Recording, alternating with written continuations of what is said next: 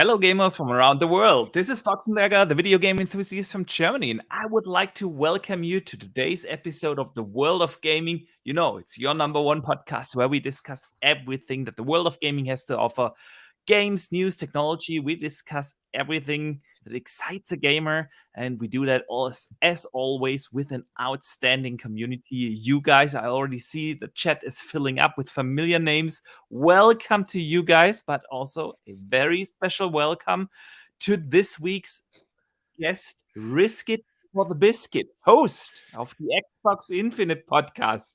And I'm really happy you made it here because I know it's late for you, man. So thanks for taking time out of your busy schedule and joining us here today. Welcome to the show. Thanks, man. Yeah, it is super late. It's 2 a.m. So early. It's actually very early. It's very actually early. Got out of bed early. No, I didn't. I've been awake all night gaming. This is pretty standard for me anyway. So, but yeah, look, I've actually been gaming my absolute socks off because my partner's away and my kids are away. And I've just completed so many games this last, I don't know, like week. It's been craziness. Very sweaty and very ready to get into it. Thanks for having me. I'm super excited. Go to the chat. You guys look awesome. And yeah, let's get into it. It's going to be a great day. Yeah, man. No, thanks for joining. Been following you for a while. We had our conversations, and I'm glad we get to talk directly now. That's what this show is for. We don't have big panels here. We have like direct conversations with our guests, and usually I have my co-host Wandering Dutch beside me, but he had something personal going on this week, so we'll be back next week. He had to take a break this week. He also wasn't able to do his own show this week, so yeah, but he's fine, and we will see him back here next week. One other thing for you guys here already in the chat, or of course, if you listen after the fact, would be absolutely awesome for you to either smash the like button here on YouTube, and of course, if you listen on Spotify, YouTube podcast, Apple Podcasts, or any other podcast service of your convenience, would be awesome to give us a hopefully 5-star rating, but at least give us a rating. It helps these little show out a lot. So thanks, guys, for all the support. And yeah, if in case you are not following Risk It for the Biscuit, today's special guest, just click in the description here down below. You will find the link to his outstanding YouTube channel, to his Twitter, and so on. So very easy for you. And Risk It, whenever I have someone on here for the first time, of course, I want to ask him a couple of questions to introduce the gamer, Risk It for the Biscuit, to this community. So I want to know from you, on which system did gaming start for you? So how long have you been into this? Showing my age if my beard doesn't already do that. I started gaming like Pong. I pretty much game with Pong, but we didn't own that. I think that was on the Atari, right? 2600. We didn't own the Atari 2600. I started like home gaming when the Commodore 64 came out. So my dad got us a Commodore 64. It's kind of like out of the blue, and yeah, I kind of haven't stopped since. I've awesome. Kind of gamed. I've gamed on PC. I've gamed on PlayStation. Dreamcast. Like you name it. Like every system I've pretty much had. The only one I don't think I had was the SNES. I never had the SNES or the NES, but my friends had those. So I played at their place, and then they'd come to my place for Sega. I haven't stopped until I got the only systems I stopped buying was the PlayStation. Weirdly enough, because when I got the Xbox, the original Xbox, I kind of didn't feel like I needed it until recently with the PlayStation 4. I think like that was when I was like, okay, PlayStation's got something here. Okay. I need to get back to it, But yeah, like I've been gaming for a ridiculous amount of time. Awesome, man. I love to hear it. Been gaming myself for I don't know how long now, 35 years or so. So yeah, awesome to hear. Let us know some of your favorite games or IPs. Like what does Risk It for the Biscuit excite over the last also 35 years or so that you've been gaming? So what kind of game stood out to you? Well, I was a Battlefield gamer for a really long time. Ooh. Man, I have a fantastic community question for you coming later. Good, something. Good.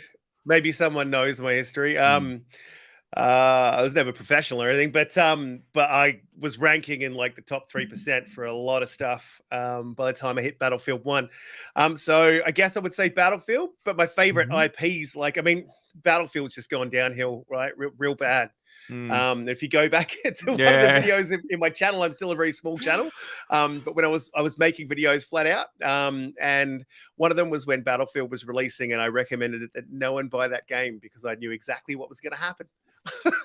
Drawn TJ in the chat. G'day, mate. How you doing? Look, my favorite IPs though are like Splinter Cell. A lot of the ones that have just died. That's a good one. They weren't like they're not. They were stopped. They were IPs that were sitting dormant, and they've all now recently, just come back to light. So Splinter Cell, and one that I finished just today, Dead Space. It's Dead Space 2 that I finished today. I'm excited for Callisto Protocol, Battlefield, COD, of course. I played a lot of COD. That's where my name came from. Anything, man. I absolutely play anything and everything. If it's good, I'll play it. I'm very similar. I think like the only genre I, for some reason, can't really get into are sports games. Like a lot of my friends play like FIFA religiously, it's just not for me. That's for the casuals. Yeah. I did try to get into 2K. That basketball 2021, and I couldn't do it, man. I like, you know what? It's another IP that I need to bring back. Fight Night, man. I love Fight Night. Fight Night was great. I was playing Fight Night with my brother, a couple of days ago. It's such a good game. Awesome. And they just stopped it. So but that's the only. I'd agree with you on that. Sports games are not my cup of tea normally. AFL Live 2019. Wow, Ballantone. That was a terrible game. They haven't got AFL right yet. If you don't know what AFL is, that's the Sharon behind me. That's an AFL football, Aussie rules footy. If you don't know what the sport is, I suggest you go to YouTube, check it out. It's awesome. Awesome stuff here. Hang on 1 second. I just want to read 2 of the super chats that came in. The first comes in from Fanto Sir, who is a channel member for 3 months now. Man, thank you so much for the support. And he writes in, hey guys, his first system was a Spectrum ZX 4080K in 1986. So that is awesome. I have never played on that. My first was the Atari that my dad had.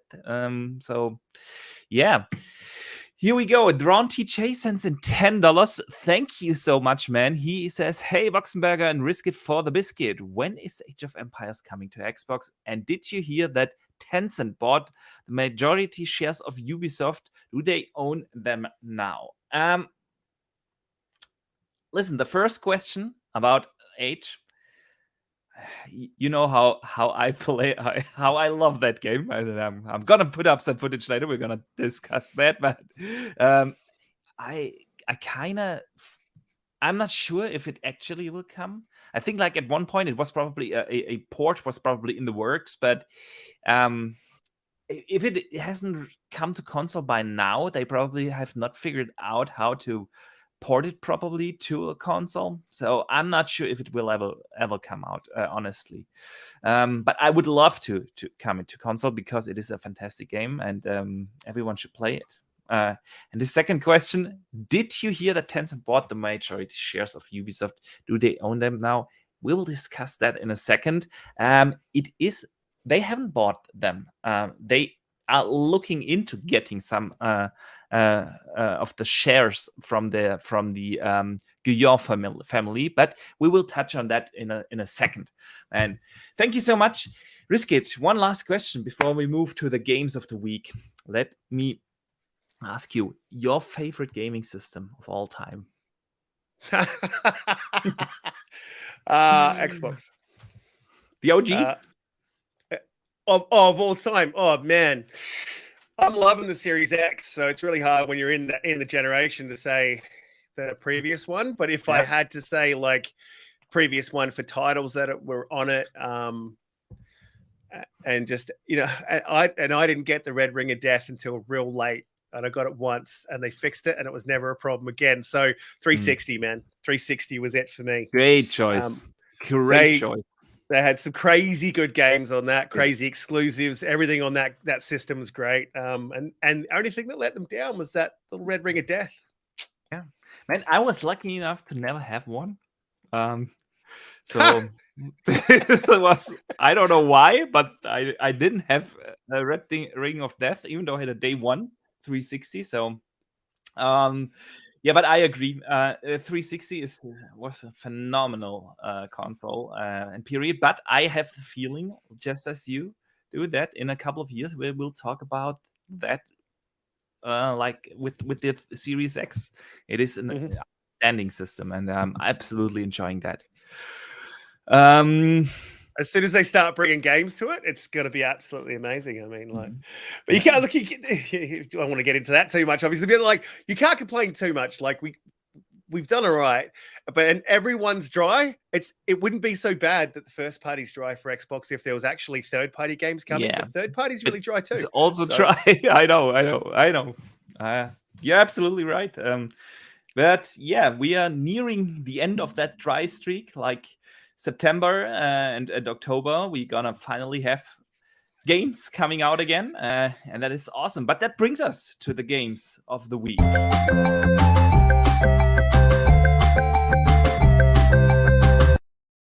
All right, there we go.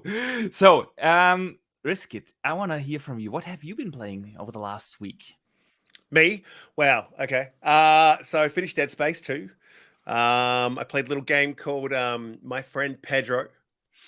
And if you haven't played My Friend Pedro, it's in Game Pass, and give it just like I picked it up before, probably about 6 months ago, and I was like, I don't know about this. And then I was like, all right, I'm just gonna give this a go again because I played another little game called Clyde and Tony. I've never heard about that. Yeah, it's a little indie developer game, and someone recommended it to me, and I was like, all right, I'll play it for a little. So I played it, and I'm like, this is kind of giving me the Pedro vibes that I had. So I went back to that game. I recommend that game. It is absolutely awesome. Just a great laugh, quick action, little side scroller with bullet time in it. You know, like Max Payne's got bullet time. Nice. Lots of flipping and acrobatics, and like a lot of shooting and gory, and it's wicked. Loved it. And your friend Pedro is a little banana that like follows you around and gives you the missions. Sounds weird. It's from Devolver Digital. I know. And I've played it. Yeah, it is. I agree with you. It is something special. Definitely. It's hyper addictive, right? I got my mate Jedi Pete onto it. And he, like, that was tonight, and he's like, I don't know if I can swear on this show or not. You can. He said, holy shit, man, I can't stop playing this. I'm like, yeah, no, man, it's addictive. So Dead Space, My Friend Pedro, Clyde and Tony.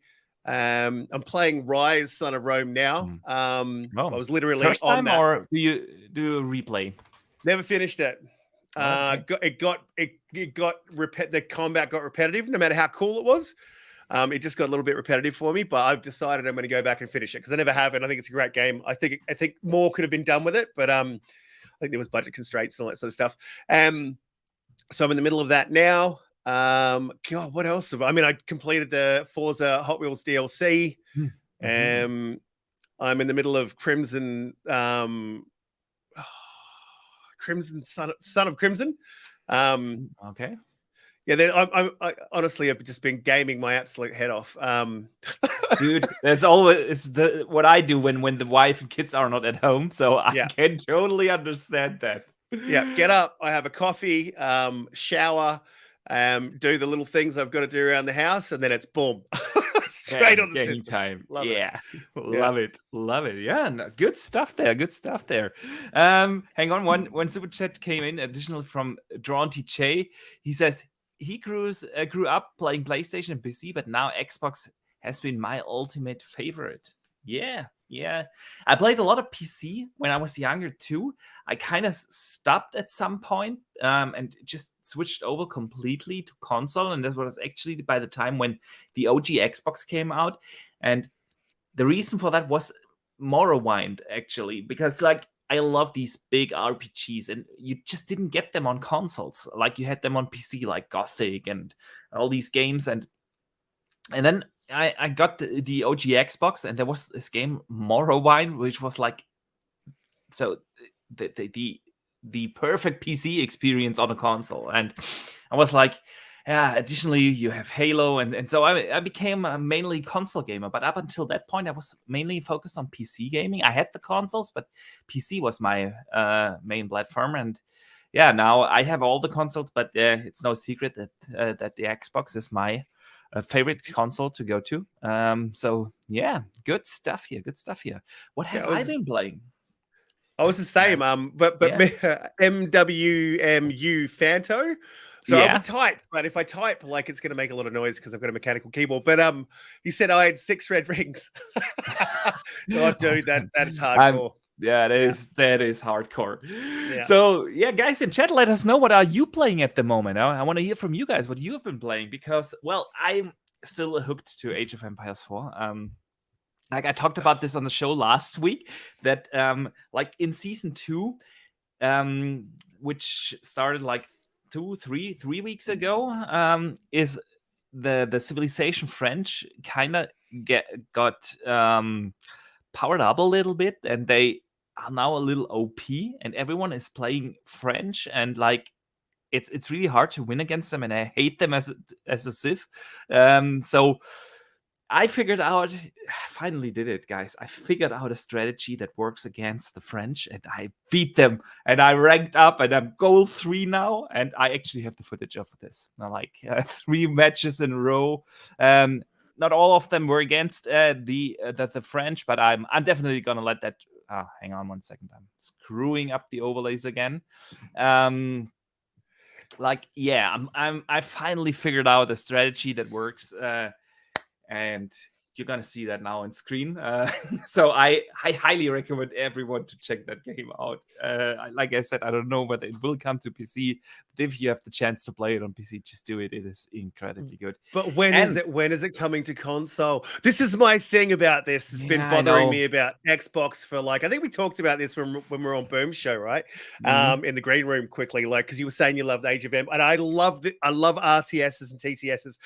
Great, like the best one is XCOM. Like XCOM is one of the games I played on PC, the original, way back. Like loved it, man. And then when they released the new one, I was like, oh my god, this is like new graphics, same sort of game. Like they nailed it. But Xbox has this directive where they won't bring games to console unless they have controller support. And I think that's what's holding this back, because this would be really difficult to do on a console with control, I would imagine. Like, so, but a lot of people have keyboards and mouse for their console. Like, just bring it. Do that. Exactly. Yeah, just do that. I don't know what's going on. I mean, there were a couple of fantastic RTS on console, like Halo Wars, and especially Halo Wars 2, incredible. So it's really not bad that the genre doesn't work, but I think like it is really hard with Age of Empires 4, because Age of Empires 4 heavily relies on you grouping certain units together and hovering them across the entire map. So I think like this is really hard to port to console, but yeah, we shall see. I truly hope that it comes to console. But yeah, I also played something else. I bought there was this summer sale going on Xbox, and I bought Call of Duty Modern Warfare, the 2019 one. I haven't played that. I'm not a big fan of Call of Duty multiplayer, but I'll enjoy the campaigns. They are like a good Michael Bay movie, like 5-6 hours, good action. But I don't want to buy them always at full price for that 5-6 hours. So I bought that campaign, and it is a lot of fun. I'm really enjoying it. I think I'm almost done now, but yeah. I played definitely that, and of course I continued with Forza Horizon, the Hot Wheels DLC. Actually, I've been playing that with my kids. It's not like they are really good at it, but they are 4 and 6 years old. But they since they are big Hot Wheel fans, they have like their garages up in the rooms, and so they're really enjoying that. And so that is what kept me busy over the last a couple of months. Man, I am a little speechless right now because Modern Warfare is like one of those amazing games. And even the multiplayer was good. That's where my name came from. My name came from Modern Warfare 2019. It's like a whole little story, but I won't tell it now. But that's where my name came. Like that for me was like. When they did Battlefield 5, that's kind of when I left the Battlefield community and they brought out Modern Warfare 2019. I'm like, you know what? This looks like something I'd be more interested in, and Battlefield's just not doing it for me anymore. And then I branched out. So Modern Warfare is kind of the reason why I just like really branched out into lots of little indie games and started exploring Game Pass a lot more as well. So Modern Warfare's even the multiplayer is pretty amazing. Yeah, I have to give it a try. I'm not sure if the servers are still full, but it definitely is a great one, and it looks fantastic.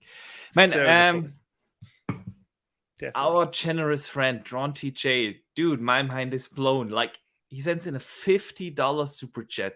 Thank you, man. Thank you so much for the generosity. Don't know what to say. Outstanding.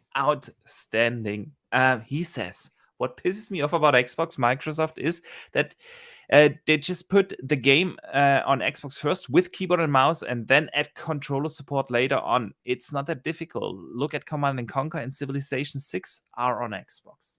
I agree. I don't know what to say, but I agree. I think in general, Xbox could do a better job in advertising mouse and keyboard on console, because I have the feeling that not a lot of gamers are aware that this is actually an option. And then just, if a game is hard to do on controller, or you need a little longer for that, just bring it to the console and use that you have that ecosystem where you just can port simply games over from PC to console and vice versa. So, yeah, I agree, man. I agree. So, what else have people been playing in chat? I see Samurai 357 playing Sea of Thieves. Then Bone Slave is playing Yakuza Kiwami. That is awesome, man. I hope you do enjoy it. Thanaros is playing Castlevania Lords of the Shadow. He plans to play the entire series. Ooh, I haven't heard that in a while, but that is a good one. That is definitely a good one. What else have we? Happy Cloud Gamer says the new update to Battlefield 2042 is so much better. That is awesome. And the question about Civ. Nope, not doing it, mate. Nope. I had this conversation backwards and forwards with Heaps. I don't care how good the update is. I don't care what they do to it. I don't care if they turn it into the best game of the generation. I am not giving them my money. I am not going back to them again. They have broken trust with the community so many times, and they should have learnt their lesson at Battlefield 4. They haven't. And maybe next game I'll give them a chance. But right now, it's not the fault of the developers, but the suits at EA need to pull their heads out of their asses and stop messing with the winning formula. Like that's, you don't get me started on Battlefield, man. I will go on for hours. I love the passion, man. I love the passion. Yeah. So the question comes up here in chat about, can you play Civ 6 on console? Yeah, man. Even on the Switch, I have it actually on the Switch because I used to travel a lot and play, and that was like my Switch game to go to. So yeah. All right, good stuff, man. So let's move to the news of the week.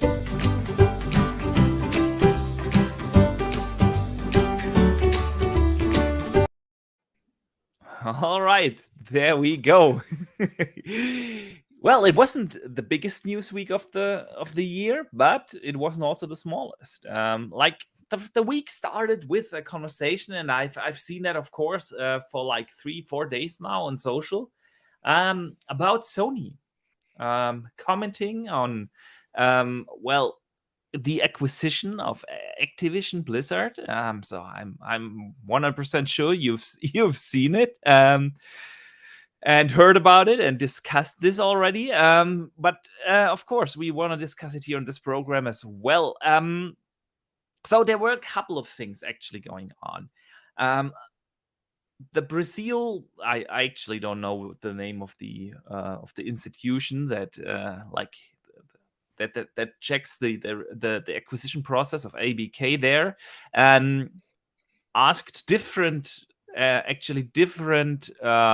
publishers about their thoughts on this entire deal, and Sony was like, well, they think that Call of Duty could influence users to buy a certain console, obviously, and there were different statements, but they were not playing nice there. They were not playing nice. Like Warner Brothers said, hey, no, we don't see a big deal about this. It's like, of course, if you want to have a big AAA game, you gotta invest money, but you can absolutely do it if you're willing to. Ubisoft says that there is definitely not a monopoly of Call of Duty out there. There are games like the aforementioned Battlefield, PUBG, Apex, Rainbow Six, and that's the competition to Call of Duty. So they don't see a deal there. Bandai Namco was also in the shooter genre. They have a Battlefield, Valorant, or Destiny, which, by the way, is now owned by Sony. Yeah, and even on the PC market, World of Warcraft is really not that big anymore. So there's like Final Fantasy 14 and other MMOs going on. Riot Games was also like Call of Duty, World of Warcraft, and even Candy Crush do have competitors, especially on the mobile market. There's a lot of competition out there, so they don't see a big deal. The only ones that seem to have an issue is Sony. So I want to hear your thoughts, man. What do you think about this? Sony having, of course, an issue with the deal, with the acquisition. Well, I take issue with their acting like little bitches, basically, about it. But look, this is business, and this is what they got to do. They got to try to convince the FTC, and I believe it's CAM or whatever the acronym is for Brazil. What they said was they say, apart from Activision, there are a few developers, publishers capable of producing a AAA game, such as EA, FIFA, Take-Two, Rockstar, Grand Theft Auto, Epic Games, Fortnite. These games tend to be long-running franchises, big budgets, multi-year development cycles. Despite all that, Sony believes that none of these developers could create a franchise to rival Activision's Call of Duty. What? Yeah. They literally... Jesus. They have one. They just bought one. Just bought one. I was about to say, they literally just took a massive shit on Bungie, and they just bought Bungie. Like Bungie, and man, I was discussing this today. Like, obviously, we're all discussing this. This is the big news of the week.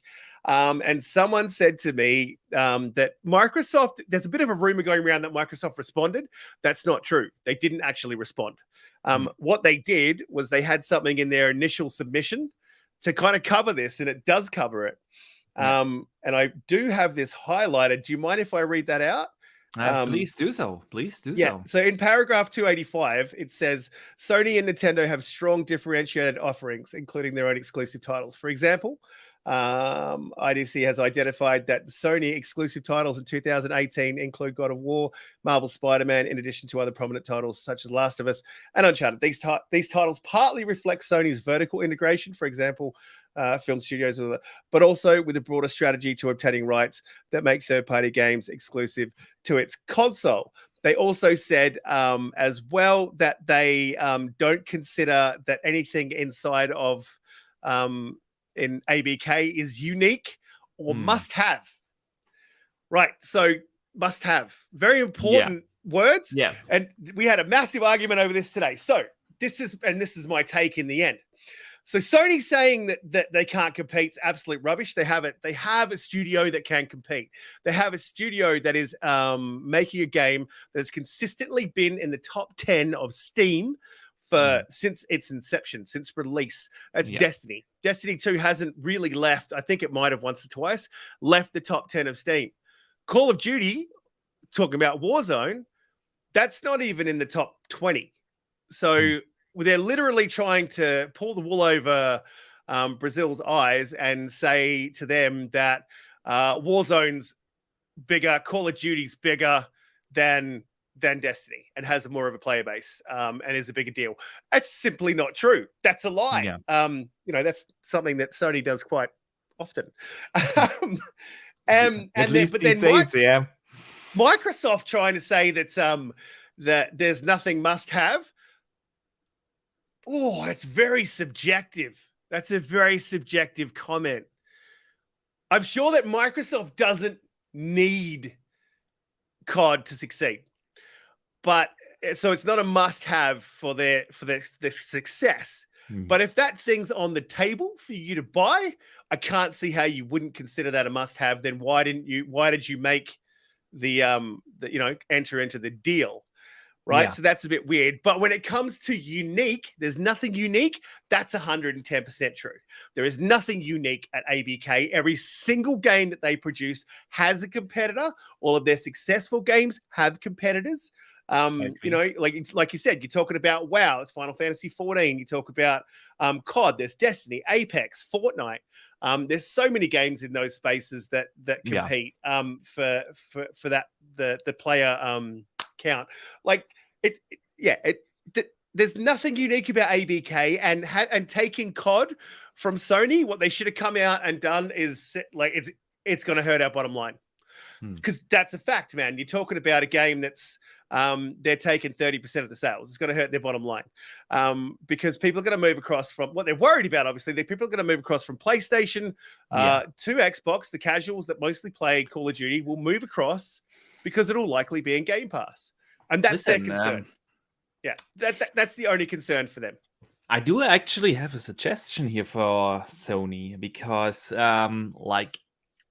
if they brought games day and date, such as a Call of Duty or others, to the service, like giving a little bit more value to the customer, that story would be completely different. But that's not on the table for them right now. They still like to lock everything behind that initial paywall. Like I said it before, the service PlayStation Plus now is good. It does offer a good value, but it's not on the same level like a Game Pass. And if a Call of Duty obviously comes to, Game Pass, of course that will move people over. People are not dumb. I know, like, the general media sometimes talks about customers like that, but in the end they are inform themselves where is the value. Like, you remember that whole discussion with, like, oh, little Timmy's mom is going to be confused whether to buy an Xbox Series X or S because, like, there are two consoles. How can bullshit like that? People know and they are informed, and they inform themselves where is the best value. And if I get a good value on the system, I suggest that Sony starts to think about giving their customers also a little bit more value for their buck. So yeah, I absolutely agree with you. Let me ask you something else, because that is something that surprised me so much about this entire statement of Sony. Like, I know it wasn't a press statement or something. They didn't release that to the press. It was like a statement that they gave to a certain facility in Brazil, but obviously they must have known that this is gonna get public, and you know that you are not blocking that deal because of that statement. But they must have known the backlash from the community about this kind of statement. Yeah. So what do you think? And this is really what surprised me. Like, someone at Sony must have known, like, okay, this this is gonna sound bad for us. If this comes out, this is gonna sound bad, and we are not achieving anything with this also. So, what is going on there? Like really poor communication. It sounded weak. It didn't. It sounded like super weak. I think. The mind boggles. They knew that it's an open submission process. So, in Brazil, when it comes to any acquisitions and the vetting process, they're open so that anyone can access that information at any time. So, what any company says about it, and I like their process. I think that's a good thing. That should keep companies honest. Don't think it did in this case. I don't know what they were thinking, because I don't know. I honestly don't know. We were just pretty dumbfounded. Obviously, we talk on our podcast, and between each other, and because gaming is the thing that we do, and we talk about anything gaming. And we had long conversations about this today, and basically came to this seems like a last ditch effort, because I feel like that this deal is pretty likely to go through. I think they see that. I think that Microsoft sees that. As you can see in all the other submissions from, Ubisoft, I've got them up on the screen now. Ubisoft, Warner Brothers. There's a couple missing actually that should have probably been asked. Nivium, Bandai Namco, Riot Games. Amazon was asked. Google was asked. Apple was also asked. So and some of them didn't give a statement, like Apple. They didn't give a comment, but almost everyone else was like, we don't see an issue with that deal. At all. And 110% backed it. Meta's answers were redacted though. Which is that's true. Very interesting, and especially with what happened with them really recently. Very interesting to see that all of their stuff was redacted, and everyone else is supporting it. So the only thing I could think of is like Sony's like, righto, we need to get someone to not back this deal, and we got to do what we can. And I wonder what else they've been saying behind the scenes. Here's the other thing: Microsoft could play nice now, and they could say, "Oh yeah, we're definitely going to keep COD, on all systems." Like, I don't think this is likely to happen. But if you run a business, you need to be concerned, and you would think about these things. And do you trust your competitor? Because we know what Sony would do. 110%. We know what Sony would do. 100%. And I think the only reason that Destiny is staying multiplayer is, one, it's already there, and two, is because of this ABK deal. I have no doubt in my mind that if a Destiny 3 comes out, that is not coming to Xbox. Maybe I PC. Agree. So I agree. We know what Sony would do, and Sony thinks, obviously, when you're running a business, you think your competitor's gonna work the way that you do. And so Sony would be concerned that they're like, we're definitely gonna leave COD on multiplayer. And then they could be like, just can you make a Modern Warfare 3 and we're going to put that on Xbox only?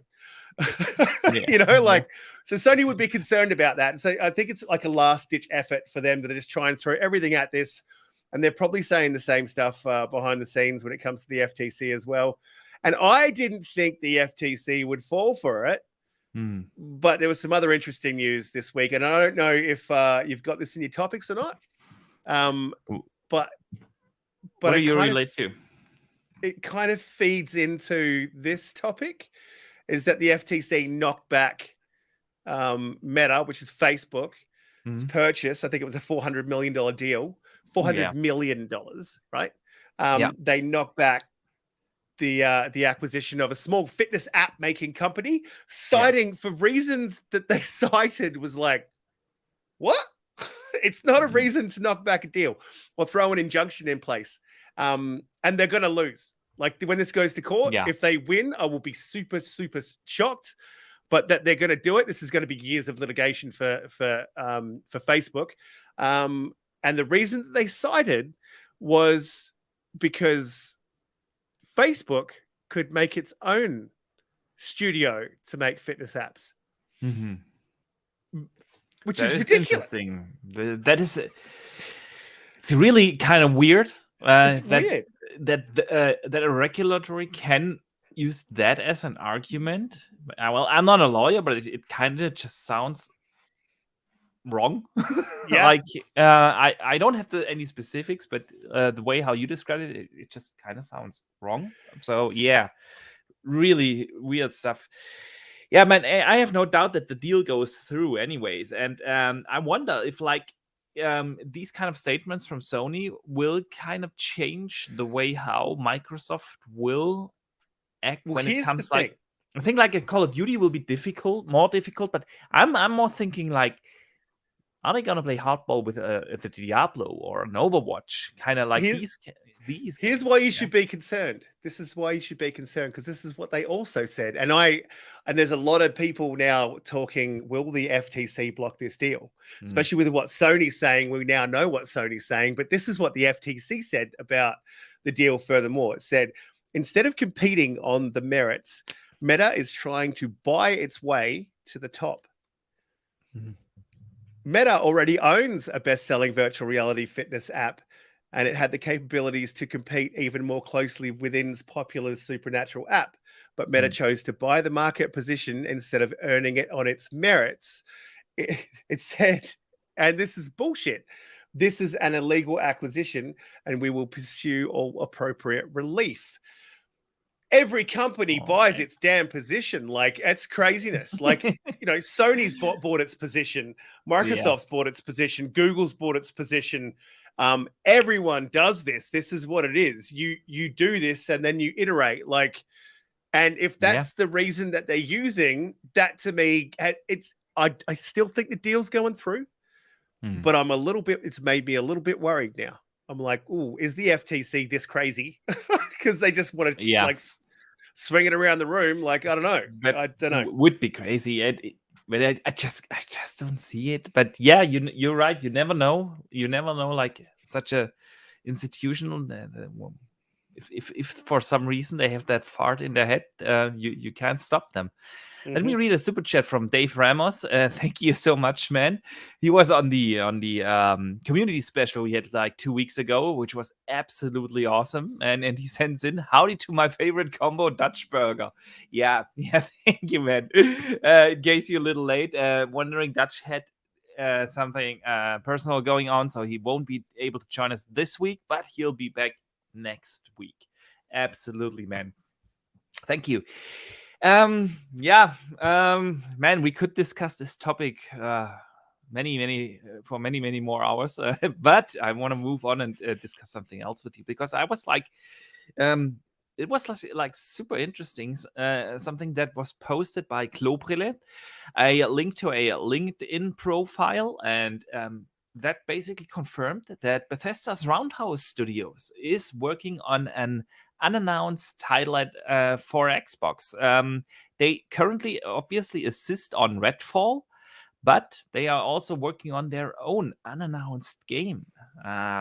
So I don't know whether you have seen or heard that, but it's always kind of interesting to see that such a studio that was like considered a support studio for the most part is now getting their own Xbox title. So I want to hear your thoughts on this. Are you surprised that they get the chance to do a game on their own? I think it's kind of a sign of the times with Xbox. I don't know a heap about Roundhouse. I know that they're a support studio. They have made games in the past, right? Or am I crazy because I haven't got this up on my screen? I've done a lot of research on Roundhouse just yet. It kind of just really dropped yesterday. Or today? Yeah. So I think yesterday. Yeah. So I've done a heap of research on them, but I think this is something that we're going to see with Xbox Studios. I think it's something that you're going to see with the APK deal. I think they're going to start giving their studios, when they're bringing all these studios in together, and they've got so many, the other studios, the smaller support studios, maybe the smaller indie studios that haven't really had a chance to make games of their own and have just been in support, will get a chance to again start making, or to begin making games, because they, Microsoft's budget must be absolutely massive. I'm sure it's not, infinite, but it's I think it's a good thing. I think it tells us when and if ABK is acquired, you might see I think they changed their name to Blizzard Albany. They folded in a lot of studios, and hopefully they can unfold these studios. I mean, I can't. There's a lot of these studios that are making great games that could make great games like Toys for Bob, that they fold in and they don't use their IPs or use the talent at the studio. So if Microsoft is doing this in-house already, I think it bodes well for ABK. Everything links back to ABK in my brain. I don't know why. I can tell.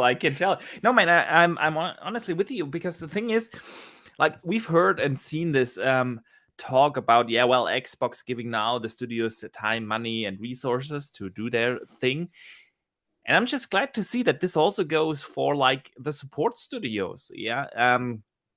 Because the thing here is, to this day, Activision is really not doing anything with their studios other than Call of Duty right now. And like you said, they have actually so many great and talented studios. Like Beanox was the Tony Hawk remaster remake from like 2 years ago was incredible. Now working on Call of Duty, and all these kind of studios are now doing that. And it really brings up the hope that once this deal goes through, that they are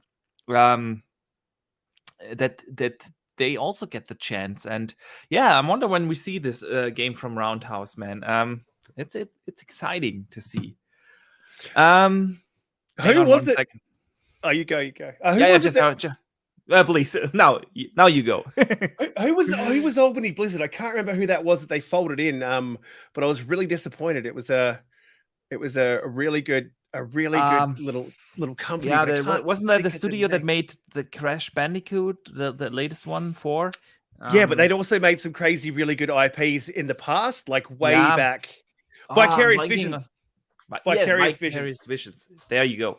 So we might get some games from these guys. I mean, I'm just looking at what they made. Like they made some of the Spider-Man games back in the day. Doom 3 they were involved in. That Transformers with Beanox, they were involved in that too. They have made Guitar Hero, they were involved in. Diablo 2 Resurrected, like you said, Tony Hawk's about this. There was honestly, this is one of the best studios around, and they fold them in as a bloody Call of Duty support studio. It's like Boom says, they throw them in the salt mines. Sorry to interrupt, man. Go. Absolutely. No, I'm 100% with you there, and I do hope, and I have the feeling that Xbox will change that again. So Jacob Novik sends in 50 Swedish krona. Thank you so much for the support, man. He says, if I've learned anything about the shirt trial, you don't cry. Even if you have a valid statement, you'll never cry in court or in court DMs. That's so true. That's so true. Absolutely, man. Sony, listen to this man. In other news this week, while we are on Call of Duty and all this talk about the acquisition, like there's this rumor going around that we'll next year we won't get a main game, mainline Call of Duty game. Warzone 2 obviously coming, but the rumor has it that there is no mainline Call of Duty games. So like the first year Xbox will own no Call of Duty, but that's not up to Xbox. Obviously, the thing is, this week they talked about in their investors calls that the teams are, and I quote now, well positioned to support these launches with substantial live operations while also continuing development of new premium content planned for 2023 and beyond. So, what do you think? Is Call of Duty gonna take a break? Obviously, they're working on premium content for 23 and beyond. Does this mean big DLC? Does this mean we will get a mainline Call of Duty? What do you think? Look, I missed this one in the things. Just let me clarify. We're talking about Activision in investors call, right? Yeah, investment reports actually. Okay, I think they're late out the gate, man. They were very late out the gate. They should not have made Cold War. They should have at Modern Warfare when they made Warzone. When they had Warzone, they had a winner. You've played Modern Warfare now. That was a winner. Even the multiplayer was a winner. And so at that point, I think that they should have gone, we've hit something here. It's hit and it's hit hard. What we need to do is stop development on Cold War and then iterate on this because we have something here. And that's what they should have done, right? So I think that it makes sense. They're like, all right, see, Cold War isn't it. Cold War isn't in the IME engine, whatever the engine is that they're using. And that was in a different engine. So Cold War wasn't it. And then we released Vanguard. That didn't hit, right? So that couldn't be the one that they stopped on. I think with the iteration of Modern Warfare 2, I think that they're planning to go, right, this is the reset. We should have done this. I think they knew that they should have done this. So I think they'll reset Warzone. I think they'll get its update. And then Modern Warfare 2, I think that'll hit 110%. I think it's the same studio that did Modern Warfare 2019. And so I think it would be very smart for them to stop there and just iterate on Warzone and look after Warzone, maybe bring new multiplayer content. You know, they could even bring what I would love for COD to do is bring some campaign content. That's something that we haven't seen for a lot of games for many, many years. We haven't seen iterations on the campaigns, and it's something that I hope for Halo as well. So if they do that, I think that's the smart thing to do. But I think it's an easy decision for them to make also, knowing that they're being acquired. And I think that they would be crazy not to. I don't think it's going to hurt their bottom line because they have Warzone as a live service game. And I think that that'll get a big bump when Modern Warfare 2 releases. Yeah. And I just think it would be the smart move. And we've heard the rumors.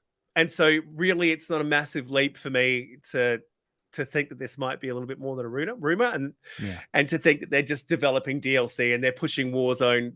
We've also heard a rumor that Warzone 2 is going to get a revamp. I think this is likely what that is because that needs to be ported over to the new iteration of the engine and all that sort of stuff needs to happen. So look, fingers crossed, but I think so. Yeah. Good shout. I honestly, I know the original rumor came from Jason Schreier. The thing is, he usually is he's a douche, but don't get me wrong, but he's a good source when it comes to stuff like that. But in the end, he's also not always right, and I'm not really sure. I don't see a reason why they would not have one next year. It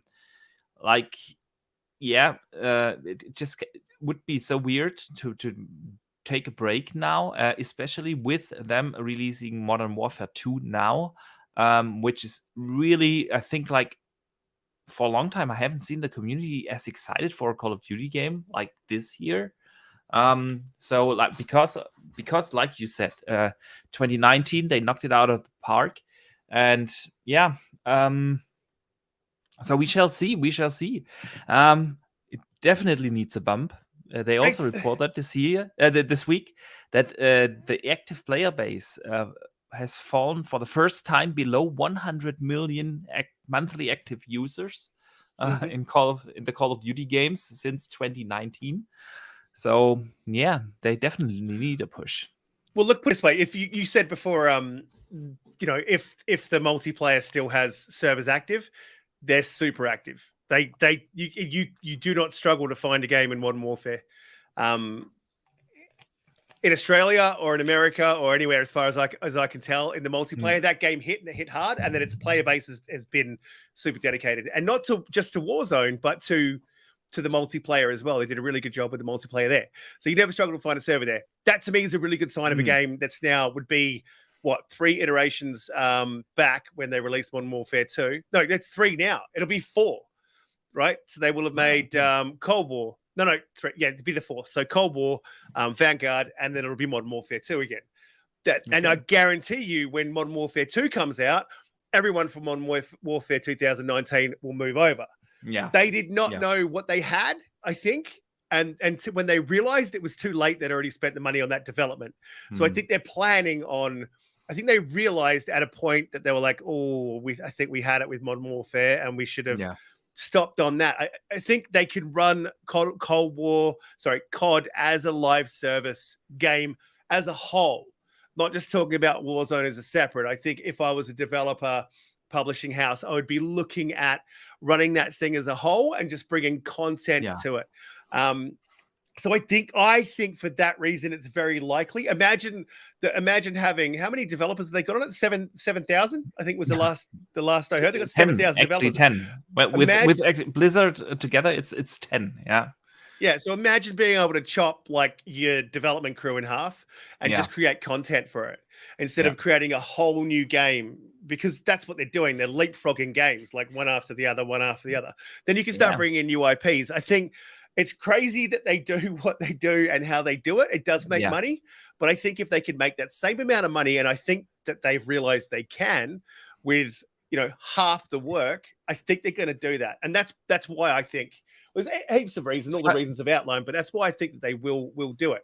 Fingers crossed. And yes, Jason Schreier is a massive douchebag, but he's usually pretty on point. He has been wrong though. You're right. yeah, that is true.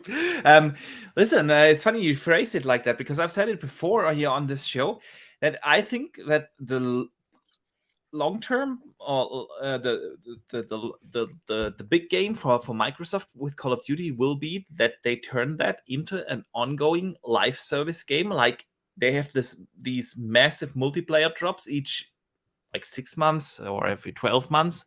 And that they will give the teams a break from the campaigns, and that they will release like every 2 or 3 years now then a campaign, but that campaign is then actually of higher quality than we had in the last years. So yeah, that's what I think that they will eventually do. But that's what I hope they'll do, because it makes sense. Yeah. But yeah, it makes absolutely sense. Yeah, man.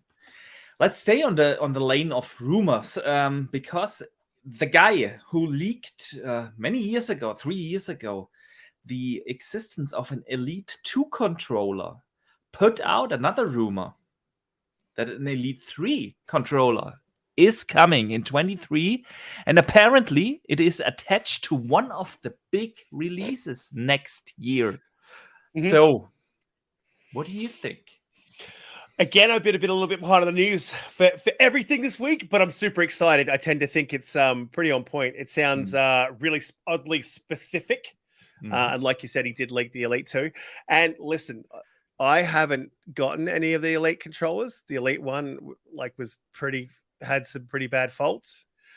The Elite 2, I've got everyone who uses it loves it, but there are things in the Elite 2 that snap and break. I still have here like my Elite 1. It actually works quite well. That's why I never really bought the Elite 2, because I thought like the upgrade from the 1 to the 2 was not that big, so that I made the investment, because my Elite 1 still works. I don't have any issues with it.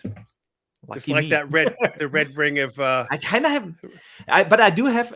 As lucky as I was with the 360 and with my Elite controllers, I actually do have issues with my Series X. I had to send it twice now because it broke. Oh, really? So I'm a little scared that my warranty will run out at the end of this year, and then I'm like having this banana of a console, because I don't think like it is general problem with the Series X. I really don't think so. I just think I have bad luck with this particular console. So I'm actually thinking about selling it and getting a new one. I think that it should be warranted every time they repair it, right? But with the Elites, I just think I because I've heard so many reports. It's like same with Red Ring, man. Like I got it once, and like old mate in the chat, he got it 6 times. Like you can just be lucky or you can be unlucky. But from most of the reports I've heard, people have broken their controllers. Now, maybe the guys that I talk to are like really hardcore gamers and they get angry. Depends on the type of games you play. But I've been like waiting for a 3, because I'm like, all right, on the third time, they're going to definitely get 110% right. There'll probably be some sort of issues. You can't get everything perfect all the time. But I'm super excited because I said steadfastly that I'm going to wait for a 3. When the 3 comes out, then I'll buy an Elite controller. Because it's not a need, right? You don't need it. You kind of just a want. Yeah, you know? but what do you actually really need? Like, I have all these other controllers. Do I need them? Well, no, but yeah, you get my point. It's always good to have spares, though, right? Definitely. I want to hear from the community here as well in chat. I will put up a poll about your opinion. Would you buy an Elite 3? Just let us know. I want to hear your thoughts.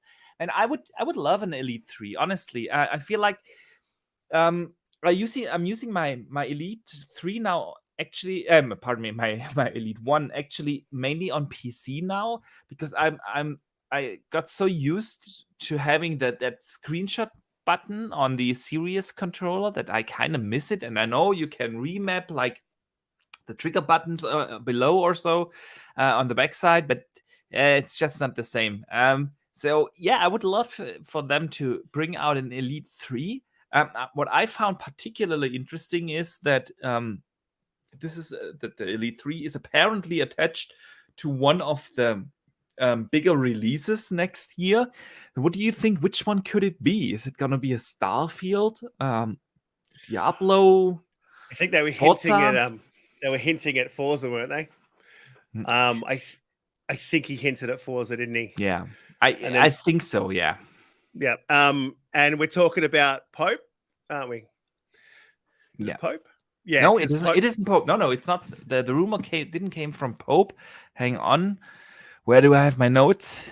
Man, I'm not really good prepared. Yeah, because Pope's a big controller guy. I don't know if you guys do know who Pope is, but go follow Pope on Twitter. He puts out some absolutely amazing controllers. He did tweet something about it. Yeah, the user was Exta is 1STV. That's the user's name. I don't know the guy. I really don't. I just read in an article here on Pure Xbox that it is about that this was apparently the guy that also leaked the Elite 2, and that's why, of course, we are even discussing this. And it's about time. It's about time, really, as well. So I think they'll link it to.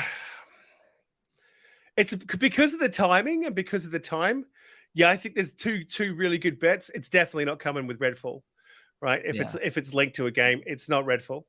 No, I don't think so. There's really only 2 that we've got there, right? Yeah. You got Starfield, and you've got Forza. Exactly. So it's a 50-50. I think we see it with Forza, and I think because Forza's releasing in the early part of the year, and so I think we'll see it with Forza. That's just kind of my bet. I'd be kind of also interested. I know you've already got a poll up, but like, what does the chat think? You guys think Forza, or do you guys think it'll be Starfield? That's a fantastic poll. We can put that up in a second. Also, we just give people a few more seconds to vote about the Elite 3 in general. But yeah, I also think that it's gotta be, of course, either Forza or Starfield. If you ask me, it would make sense, of course, to have it attached to Forza, depending on the features, because you could have kind of special haptic triggers that are now supported, like in a Razer, something like that. Or you could really attach it to a Starfield, because that would also let people even more know that Starfield is now an Xbox game. That new big Bethesda game is now an Xbox game if you have actual peripherals for it to support it. So yeah, I could see both, honestly. I'm just gonna close the poll now for a second and put that one up as well. Your question. I asked the community, would you buy an Elite 3? And an overwhelming majority of 57% said yes. Hell yeah. 29% said depending on price, and the other 14% said no. So yeah, which now Do you I'm think gonna it'll ask. have? Do you think it'll have haptic feedback? Because I don't know if you remember, like going way back at the beginning of the generation when the PS5 and the Xbox Series consoles released, Xbox did put out a really kind of interesting a poll, just like you're doing now, to a lot of consumers, and they were asking about. I got the poll as well, or a survey. They were asking about the controllers, and do you think that would you like to see like a haptic type feedback in the thing? I think that very much depends on what the survey came back as to whether they do it. I personally would like to see it because there's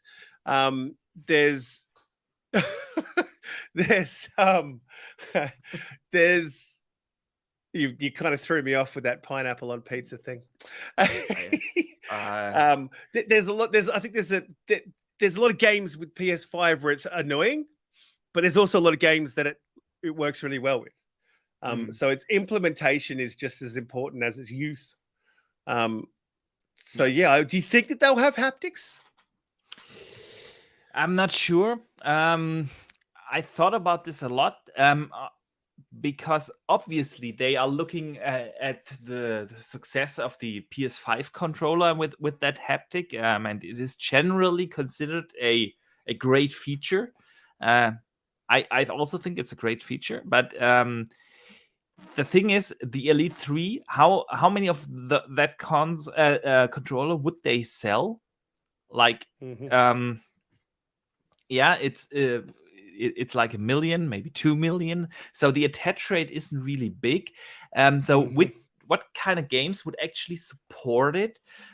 Because programming that stuff in also takes up time, money, resources.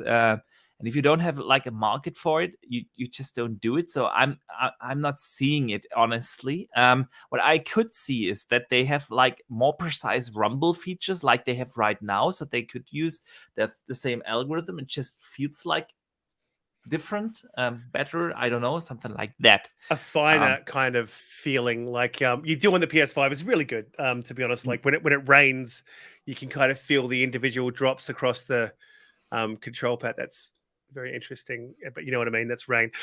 So you can kind of feel the drops across the control pad. What you said there with the attach rate, that's very on point. I think that's a very, very, very good point. But then it also might be very smart for just to have the feature available for first party to put that development, because I'm sure they would cop that cost. And then third party, of course, if they wanted to. And then if you want the haptic feedback in with the Xbox, sorry, you have to buy this new controller called the Elite 3. I think, and then instead of having sales of 1 to 2 million, maybe you have sales of 4 to 5 million. That's a very a kind of an interesting, that's the first thought that popped into my head. Like, so I think that might be a good business ploy. It doesn't sound like something that Xbox would do. That sounds like something more Sony would do. That's yeah, that is true. Yeah, man. So let's see what does the chat think about which game it could be attached to an Elite 3 in 23.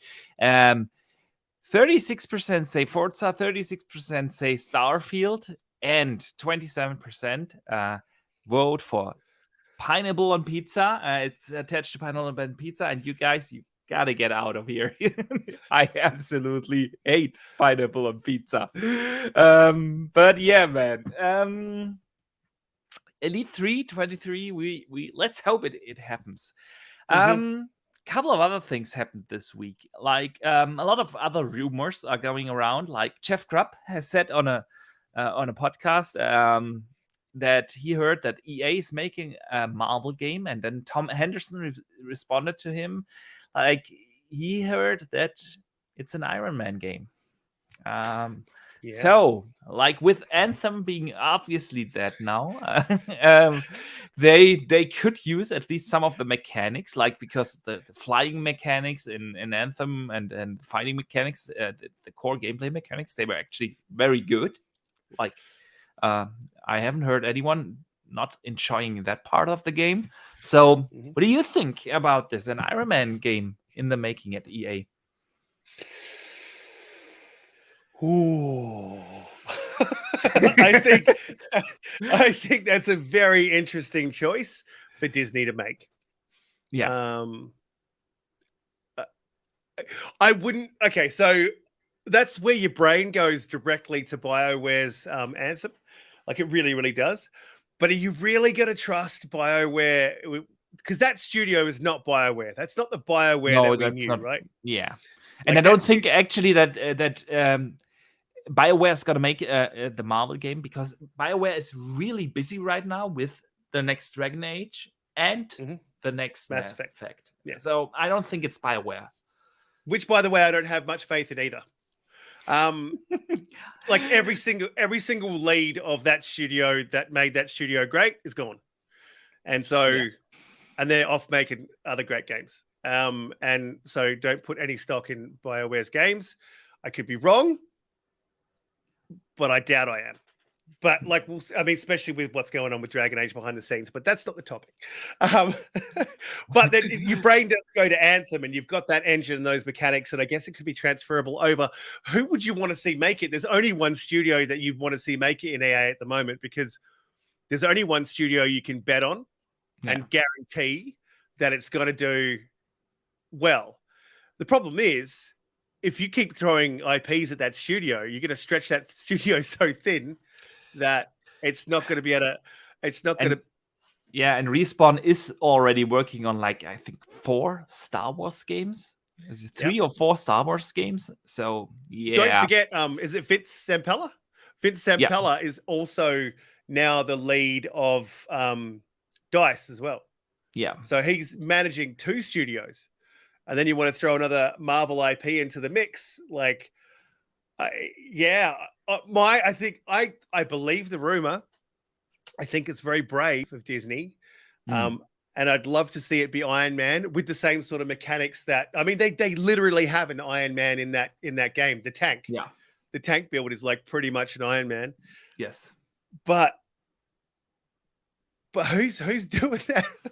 Yeah, it's literally not a studio that I want to make a Marvel game. In EA right now, who would you want to make it? So Respawn off the table, right? No Respawn off the table, BioWare off the table. Yeah.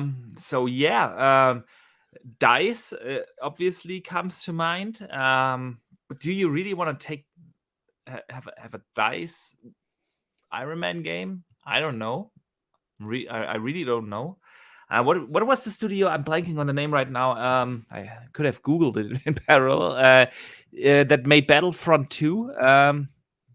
DICE LA. Oh, they changed the name, didn't they? Yeah, they changed the name. Did they change the name? Criterion, DICE and Criterion. Criterion could be. Criterion, yeah. That could be a good one. And do you know who would have been really good to make it? Doesn't exist anymore. Visceral Games. They would have been. There you go. They would have been perfect. There absolutely perfect. Yeah. But EA is just one of those studios now, and I'm extremely jaded because of Battlefield. But they have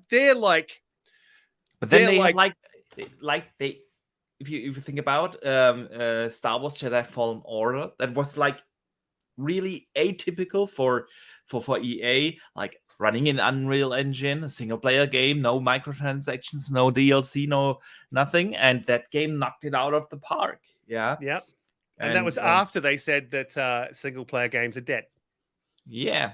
By the way, this week they came out and said that they are very much alive and that they are a big part of EA's DNA now. And because they stupidly released another tweet that said some stuff. It's just like, guys, you've already done this once. It didn't go well. Why do it again? Oh my god, I love EA because they are the Halo of like studios. They just keep making mistake after mistake after mistake after mistake, and it's actually funny. I think EA is a bit of a meme at this point. Like, so when it comes to I'm excited to have another Marvel game. Absolutely. I really don't want EA touch now. I feel like, remember the days like back in the days where you could trust an EA game. You knew what it was going to come out. It's going to be good, you know? Yeah. And back in the day, you could trust the Ubisoft game. These two massive publishing houses have just completely lost their way.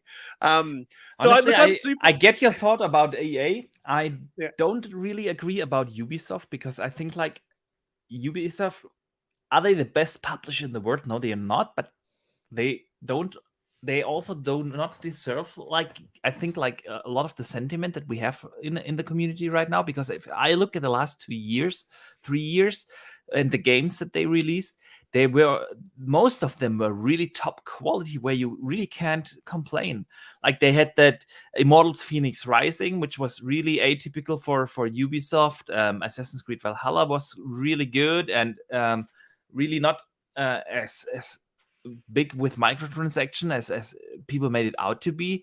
Then there was like Watch Dogs 3, which was phenomenal in my opinion. Like London was such a fantastic sandbox, incredible. And Far Cry 6, I also really enjoyed it.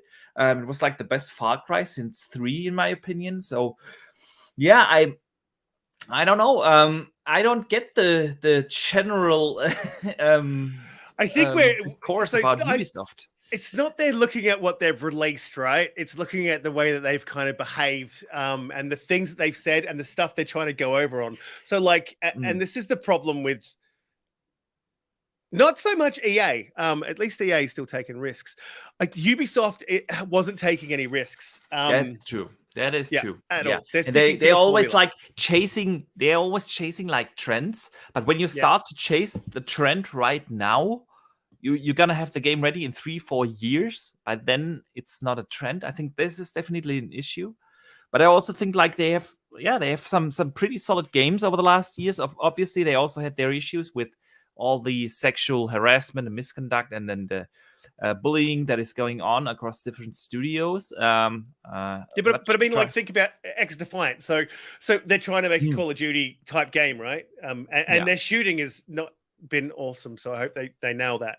And I think, I literally watched it and I was like, okay, ignore the fact that they're taking characters, and it's not Super Smash Brothers, man. It's weird that they're taking characters from all of their different games and putting them into from Ghost Recon, from Division, from Splinter Cell, like taking all of these characters and putting them into an FPS arena shooter.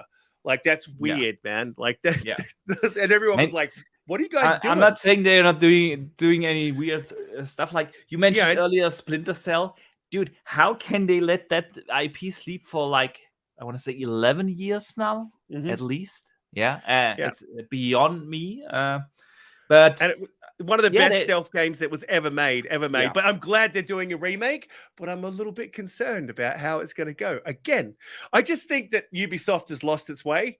And I think it's in need of strong leadership. And I think wondering, Dutch, how you doing, man? And I think that that they just need to, take some risks. And I think Skull and Bones is a risk that's not going to pay off. I 100% agree there. Let us give a brief shout out to Wandering Dutch in the chat, man. Brother, I hope you feel good. And I can't wait to have you back next week. I hit you up in the DMs because we have something super special for next week. You're going to be excited about that. All right. Man, let's move on from Ubisoft to something a little bit more exciting. And that is the Dead Island 2 is apparently getting a reveal later this year, says Tom Henderson. And with Jeff Keighley having that Gamescom opening show in like 3 weeks, I wonder if we're gonna see this on that world stage. Premiere. So there we go. Dead Island 2. What do you think? Honestly, couldn't get into Dead Island at all. Couldn't get into Dead Island. I couldn't do it. So I don't care if they do or they don't. What I do care about, and this for you guys over there, because Europe hasn't been a really good Gamescom where they've like released a whole bunch of stuff for quite some time. Quite a while, yeah. And I would love to see a return to, I think we're talking like 2013, like way back then, like maybe 2016. I think like the real good one, last good one was, it was either 2015 or 16. And 16, after right? that, okay. In 2015 or 16, the Xbox and even Sony had like really their own press conferences at Gamescom, and they just stopped it. And the only thing that we got over the last years was then this opening night live, or what it's called, from Jeff Keighley, which isn't really bad, but it's not really movie or doing anything either. So yeah, I wonder how Gamescom will be this year. We know that a lot of publishers like EA, Nintendo, Sony, Activision actually said they are not gonna appear at the show because it's an in-person event this year, and the pandemic kind of coming back right now. So yeah, it's gonna be a weird one this year, Gamescom. But I also have like these things, like a lot of publishers that have, like a Ubisoft, like an EA, have said that they are gonna show a bunch of games this year. Like EA said, the reveal of Dragon Age gonna be this year. Like now we have that rumor about Dead Island coming back. Ubisoft hasn't shown anything this year so far. So I wonder if we will actually get some news at. I don't think you see Ubisoft, right? Because they've already stated that they're going to be showcasing Assassin's Creed in September. I think that was right? Yeah. So I don't think we see Ubisoft, but I would like for Ubisoft and EA and third-party developers to do their reveals at Gamescom. Because it seems, we haven't had E3. It was a perfect time to spread it out through the year. Yeah. And then when it comes to first party and Sony and these guys, I think they should throw these conferences a bone, because it brings gamers together. Yeah, it does.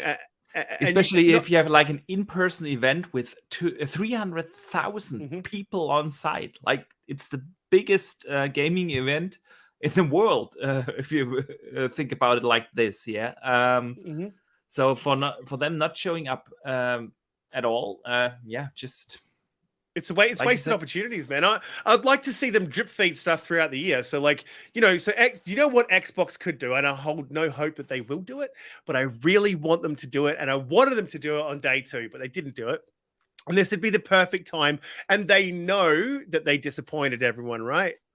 This stuff does not miss doesn't fly under the radar, and they miss it. They know exactly how everyone felt. And yes, it's a bit of a damned if you do, damned if you don't. Oh, we don't want to see CG trailers again. We want to see gameplay.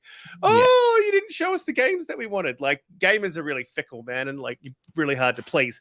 But what I would like Microsoft to do is I would really love them to turn up and go, listen, we didn't show you what was coming in the next couple of years. Here's how this game's going.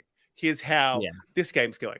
Here's how this game's going. Even if it's just Avowed and Hellblade, or just like two, maybe 3, just a glimpse.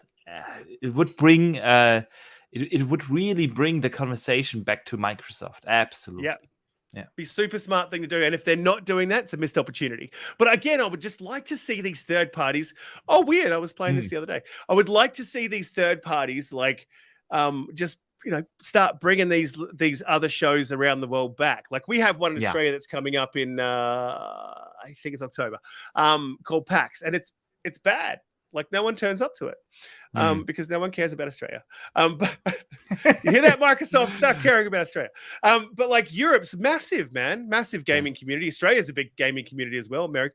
So they should be dotting these shows like the Tokyo show and just drip feeding out content throughout the year. Then we've always got something to be excited about. We've always got something to talk about. Whereas at the moment, it's just so completely dry on news. Completely dry on games. It's completely dry, and this is the point at which you lose gamers. Like, where, like, back in the day, I think I had a break from gaming for about this is way back in 2000, maybe it was 11 or something. And I kind of lulled out of gaming, and I think for a good 6 months, maybe even a year. Like, I didn't really game too much. I did come back, but some people never do. So, like, I think this is a bad this lull we're having, the lull in the news, the lull in the games. It's a really good time for Microsoft to step up to the plate, coming to Gamescom and going, "Hey, the Dead Rising is there," and Ubisoft is like a little bit of Assassin's Creed, and EA's like, "This is what's going on for the next Jedi Fallen Order," and then Xbox comes out with like Avowed, and like here's how Hellblade's looking, and like. That and suddenly there's more excitement in the general gaming community again. Yeah, absolutely. I agree there. I mean, we've had that discussion a couple of times on this show over the year that Xbox kind of needs like more smaller shows across the year, like state of play kind of thing, scattered out 3 or 4 times over the year. They could still have their big show in June, obviously, but that would definitely help. And like you said, in times like this, where news are dry, games releases are dry, like you could really own the news cycle if you drop like. Can you imagine if they show an Avowed trailer tomorrow? Like they would stay on the point of the discussion for like at least 2 weeks, because like you said, it is so dry. One comment coming in from Jacob right now. He says, important, this is just in. Turkey have completed the first part of investing ABK. If part 2 is needed, delaying the deal 6 more months can be the case. Yeah, man, I have to look into this. I heard that this week a couple of countries across Europe, mainland, have to give their first comments on the deal. So yeah, it's interesting. Stuff is happening there on that side.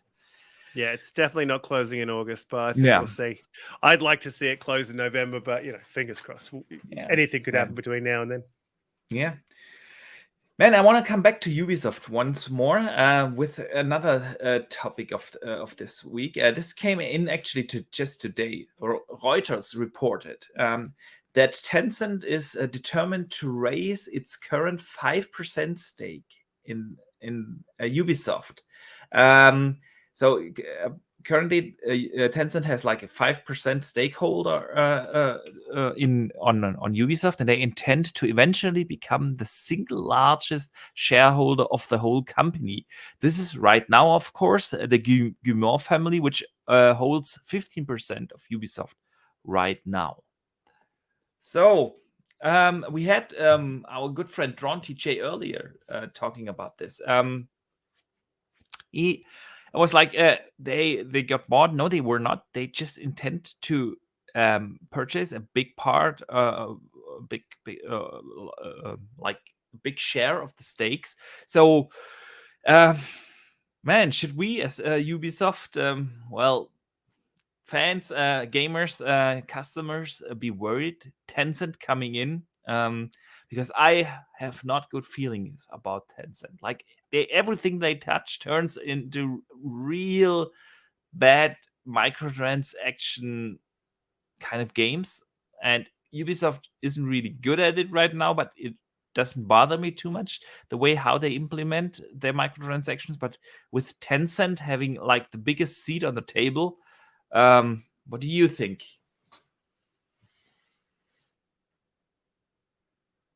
Dude, I think you're muted, or is it just me?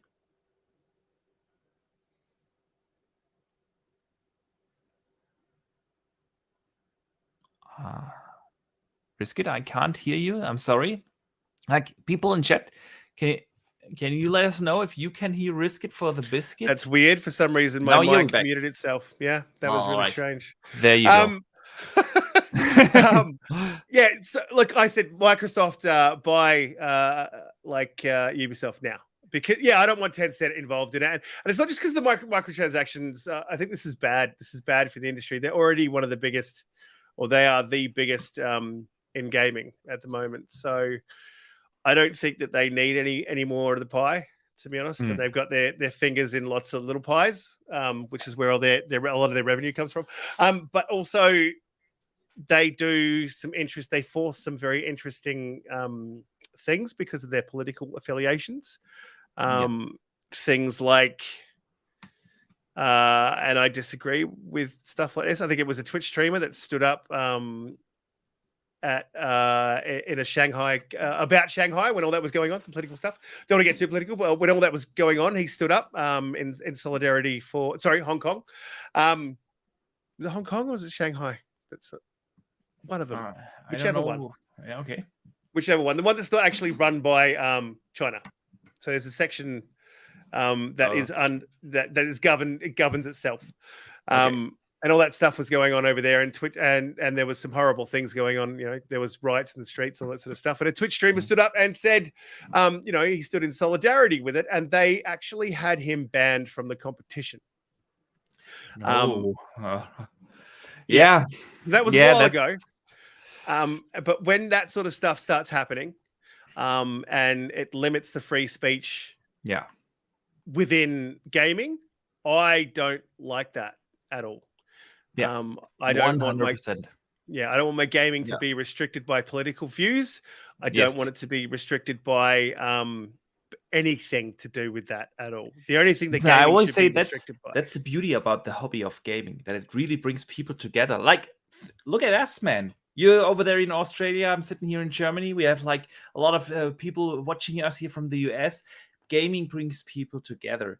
It really doesn't matter where you're from, your gender, your political beliefs, your religion, your color of the skin, whatever. It just doesn't believe. It brings people to matter in gaming. It just brings people together, and that's the beauty about gaming. And like coming in like this, like you just described, I would absolutely be against that, 100%. Yeah, and I just don't think it has a place in gaming.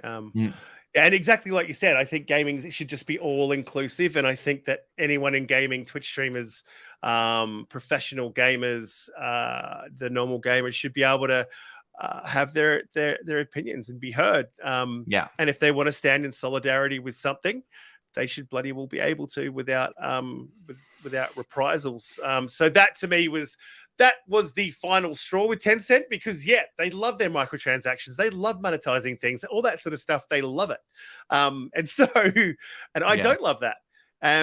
So it's a very bad thing if Ubisoft let them in, unfortunately. And there's a lot of dissenting opinions and discourse about this.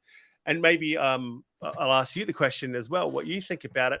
I think that Ubisoft is opening itself to acquisition at the moment. I think that they're a little bit concerned about their public image.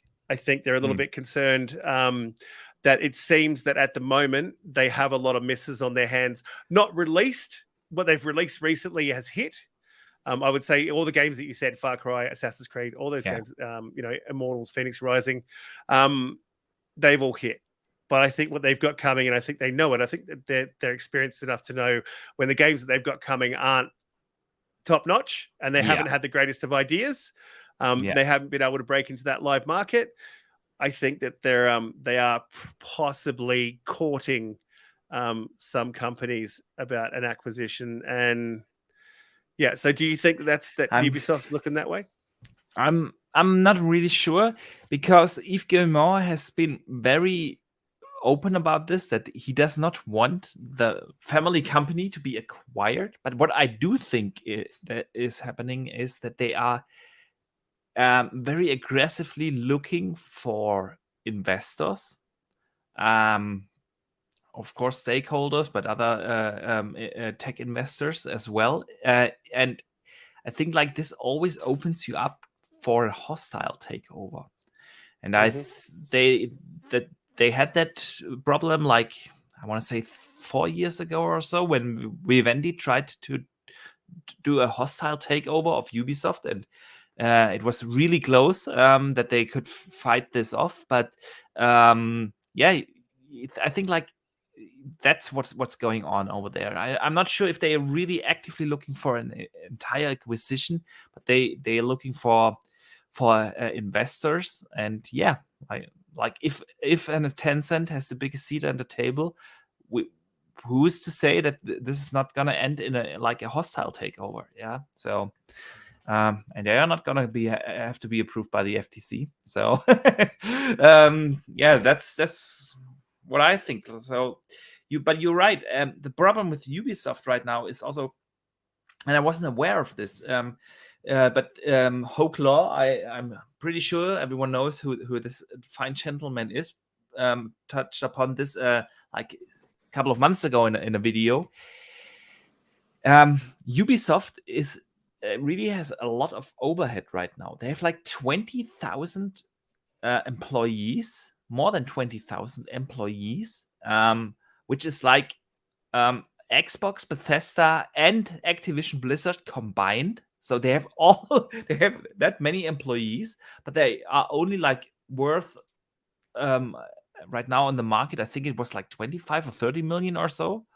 So when you think about this, they have a really high overhead, and of course that means that you're gonna have a cash flow problem eventually, and that's why I'm saying I'm just thinking they are looking for active investors, because like you said, if you don't have like this continuous stream of really heavy hitters coming in that generate you a lot of cash flow, you just run into this. And if you look at this year, they had like in January Rainbow Six Extraction, which was like really a flop. No one played that game. And yeah, Skull and Bones is probably not gonna do it either. So yeah, Ubisoft is in an interesting place right now. So I think they have made I think what's going to be the clinching factor is what have they done to Assassin's Creed insofar as their microtransactions, because they did say it's going to be a live service game. yeah. There was a rumor that they scrapped that idea as well. I do hope so. Yeah, I don't want that.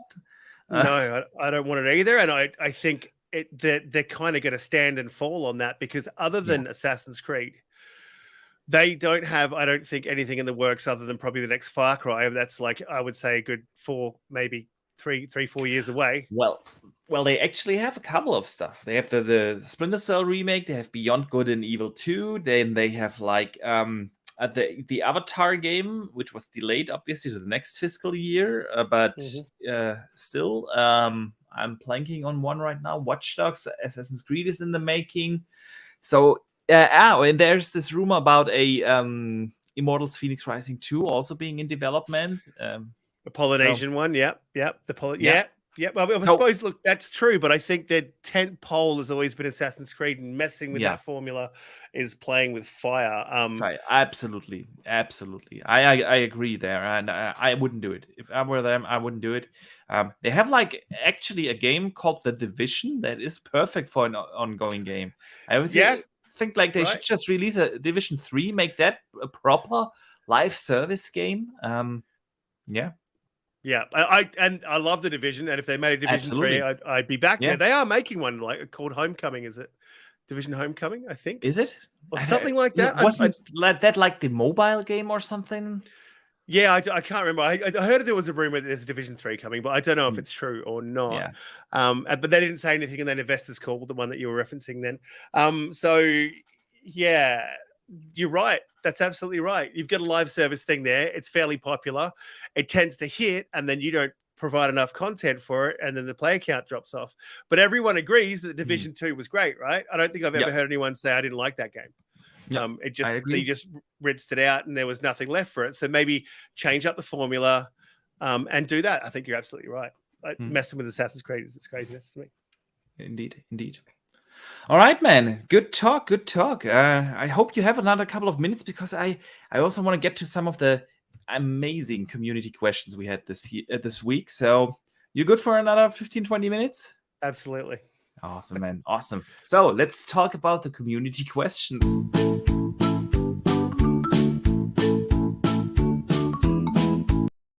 All right. I see you feel the jingles. I love it.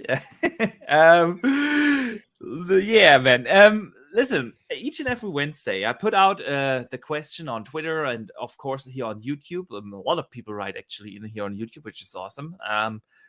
To bring us community questions that we can discuss here on the show. So this way you can be part of the show, even if you're not on on the live in the chat. Or even if you are, you still can put up your community questions, just like Stuffed Sean did. And he is actually active here in chat right now. And he asked if you had to risk it for the biscuit, what biscuit would you risk it for? Tim Tam. You guys wouldn't know what a Tim Tam is. I have no idea. But yeah, Stuff Sean, I think, is Irish from memory. So it's and you may have them in Germany, but you know what a penguin is? Little chocolate biscuit called a penguin. Yes, penguin. Okay, we have something called a Tim Tam, and they are 110 times better than a penguin. Like you cannot imagine how good these things are. So if I was going to risk it for a biscuit, Tim Tam. There you go. He actually has a follow-up question, but we already answered that. Kind of. He also asked what world premieres could show up at Gamescom. I think we touched upon that. That's why I want to put up a question from you. He writes in, I know this has been discussed a few times, but with Logitech recently partnering with Tencent to release their own handheld cloud console, do you think we will get an Xbox version? So I think like this question comes up a lot. Will we see like a handheld version for Xbox, like either a cloud-based handheld or an actually native handheld? No, you've already got one. I think so too. It's called your phone. Exactly. Yeah, I think so too. Yeah. Look, just a straight up no. I don't think that there's any money in that for Microsoft. I think it goes against their ethos and what they're trying to do. And they're releasing on Samsung. They're what they're trying to. I don't know if it's their slogan, but their slogan's pretty much play anywhere, right? So you play on your computer, you can play on your Xbox, you can play on your phone, you can play on your tablet, you can play on your TV. So why would they release a small? It doesn't make any sense to me for them to use up those chip resources for a handheld. I would be putting those chips towards the Series S and the Series X and getting them out the door. Yep. I would have agreed with you like 6 months ago. But honestly, maybe Xbox is looking at the massive success that is a Steam Deck right now. And maybe that just reconsiders their internal strategy, a business case. Because obviously there is a big market for proper handheld gaming.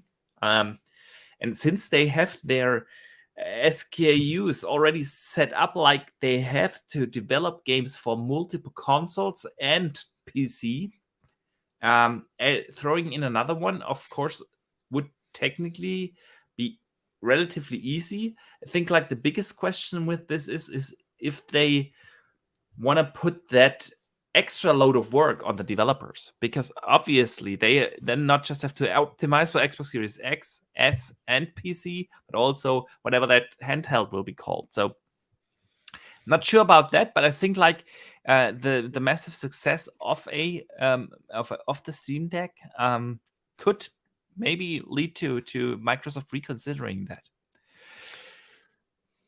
Yeah, well, I just cannot see it. I think like what you're saying with the SKUs. I think if they do it, they're going to make it basically a small PC. And that's already been done. Yeah. There's already the Steam Deck. That is true. There is the Steam Deck is already there. It runs Game Pass. So I get it. Yeah, it's interesting.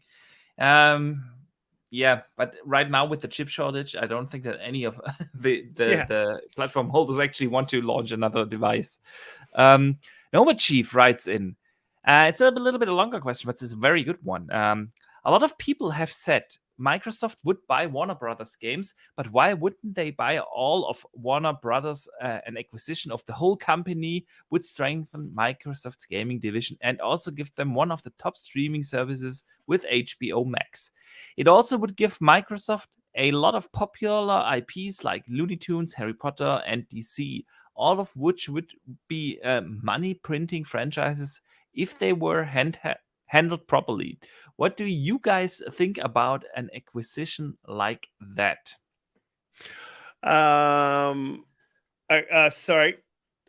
You've got a super chat there. Can I answer that question? Sourblow, Yes, please. If they can make Please. a handheld with the Series S spec, would that work? They already have a box that attaches to the Series S that's transportable. And I think that they've made that console as small as they can possibly do that. But I could be wrong. So Warner Brothers. Hang on a second. While we are at this super chat, I also want to give my thoughts. Yeah, man, actually, I've thought about this as well. Because, like, we know that by, let's say, 23, 4, we will eventually get, like, the slim versions of the consoles. And if you want to make the slim of the Series S, why not just attach another screen? Leave the hardware as it is. You shrink the console down because you can reduce half of the die size, put in a proper cooling, a different kind of cooling for that smaller die, and there you go. You have your handheld. I don't think it's really that far off that train of thought that Microsoft thinks about this, at least. So yeah. Mm-hmm. Yeah, I don't think it's far-fetched at all. I just don't think that they're going to waste resources on it. Yeah, I can't see it. Like, doesn't matter how anyone puts it to me. He puts it 100 different ways. You're a skeptic here. I just don't see him doing a handheld. Not going to happen. So with the Warner Brothers thing, yes, and he said, why not? Why everyone's saying I don't look. So at the moment, Microsoft, Phil, and definitely make no mistake about this, because he's actually made it known and said this. They don't want to. I mean, when you can see it when they've knocked back KOTOR and apparently a Marvel game, but apparently they've got a Star Wars game in the works. They don't want to work on other IPs. They want their own IPs. So they're not buying Warner Brothers unless they get the IPs. That's not happening unless they get the IPs. Now, if they're going to get the IPs, they're going to have to take the whole thing. Now, you're not just thinking about HBO. Is it HBO Max? I don't know what Warner Brothers. We don't have it over in Australia, but we don't have it either. So yeah. But they also get Warner Brothers Studios, and like you said, all the movies and everything. Now I see that making a lot of sense. Say with this whole Netflix thing that we've talked about recently in the community, because they've had a partnership with Netflix to it makes sense for Microsoft to move into that space. Every single other company that's in gaming, insofar as publishing, Google and Amazon, they all have like a streaming service. All of them have. And Microsoft is the only one that doesn't. And there's definitely two companies there that would, and one that makes more sense than the other. I would like to see them. And I've been banging this drum for about 2 years. I want to see them acquire. I would like to see them acquire Warner Brothers before they acquire ABK. I would like to see them acquire the whole thing, and then they can start putting the IPs that they have, like Halo, and get rid of this series into movie productions, like Gears of War, into movie productions. Those IPs could go to the studios. Someone made a point to me. Well, actually, Jedi Knight Peter made a point, was where we disagreed, to me, that Xbox doesn't know how to handle movies. They don't need to. They just bought the cow, and then they've got the milk, right? So if they buy Warner Brothers, they don't need to know how to manage movie studios. That part of the business is already running and fairly successfully. So all they need to do is go, here's an IP, do something with it. Here's an IP, do something with it, right? And then all they need to do is they've got their superhero IPs, like a plethora of, and some of the darker superhero movies. And I think, and this could be disputed. There's a lot of young gamers out there, but the average age of the gamer is 35. And I think that the average gamer on Xbox is a lot more mature than the average gamers on other consoles. And so I think we would appreciate a darker superhero series. A lot of people have said The Punisher. A lot of people have said Spawn. Batman, again, is a darker series. I have said Judge Dredd, but that's not in the Warner Brothers thing, so that's outside the scope, right? But like, I think that it makes a lot of sense for them to acquire Warner Brothers and the entire thing, because it brings everything together. And if you're bundling, like, I mean, when we had this conversation about Netflix, imagine bundling Game Pass with like HBO Max or whatever that is. bundling it with a streaming service that has all these movies that you have access to, and instead of paying $15 a month, you pay 20. Okay. I would pay that. That would be absolutely make sense to me. So yeah, I don't think that they are not thinking about this. If you think that they're not thinking about this and it's just floating around out there in the community and they're not talking about it, I guarantee you Microsoft's talking about it. It's just who that they acquire eventually. Yeah. I totally get your train of thought. And it makes a lot of sense what you're saying. I've had a similar discussion a couple of weeks ago when there was this rumor floating around Microsoft acquiring Netflix. Mhm. See, I don't think Microsoft is really looking into getting into movie, TV streaming services right now. And the reason for that is if you invest in a service like a Netflix, or in this case, of course, in Warner Brothers with HBO Max, you kind of want to see the potential for growth there.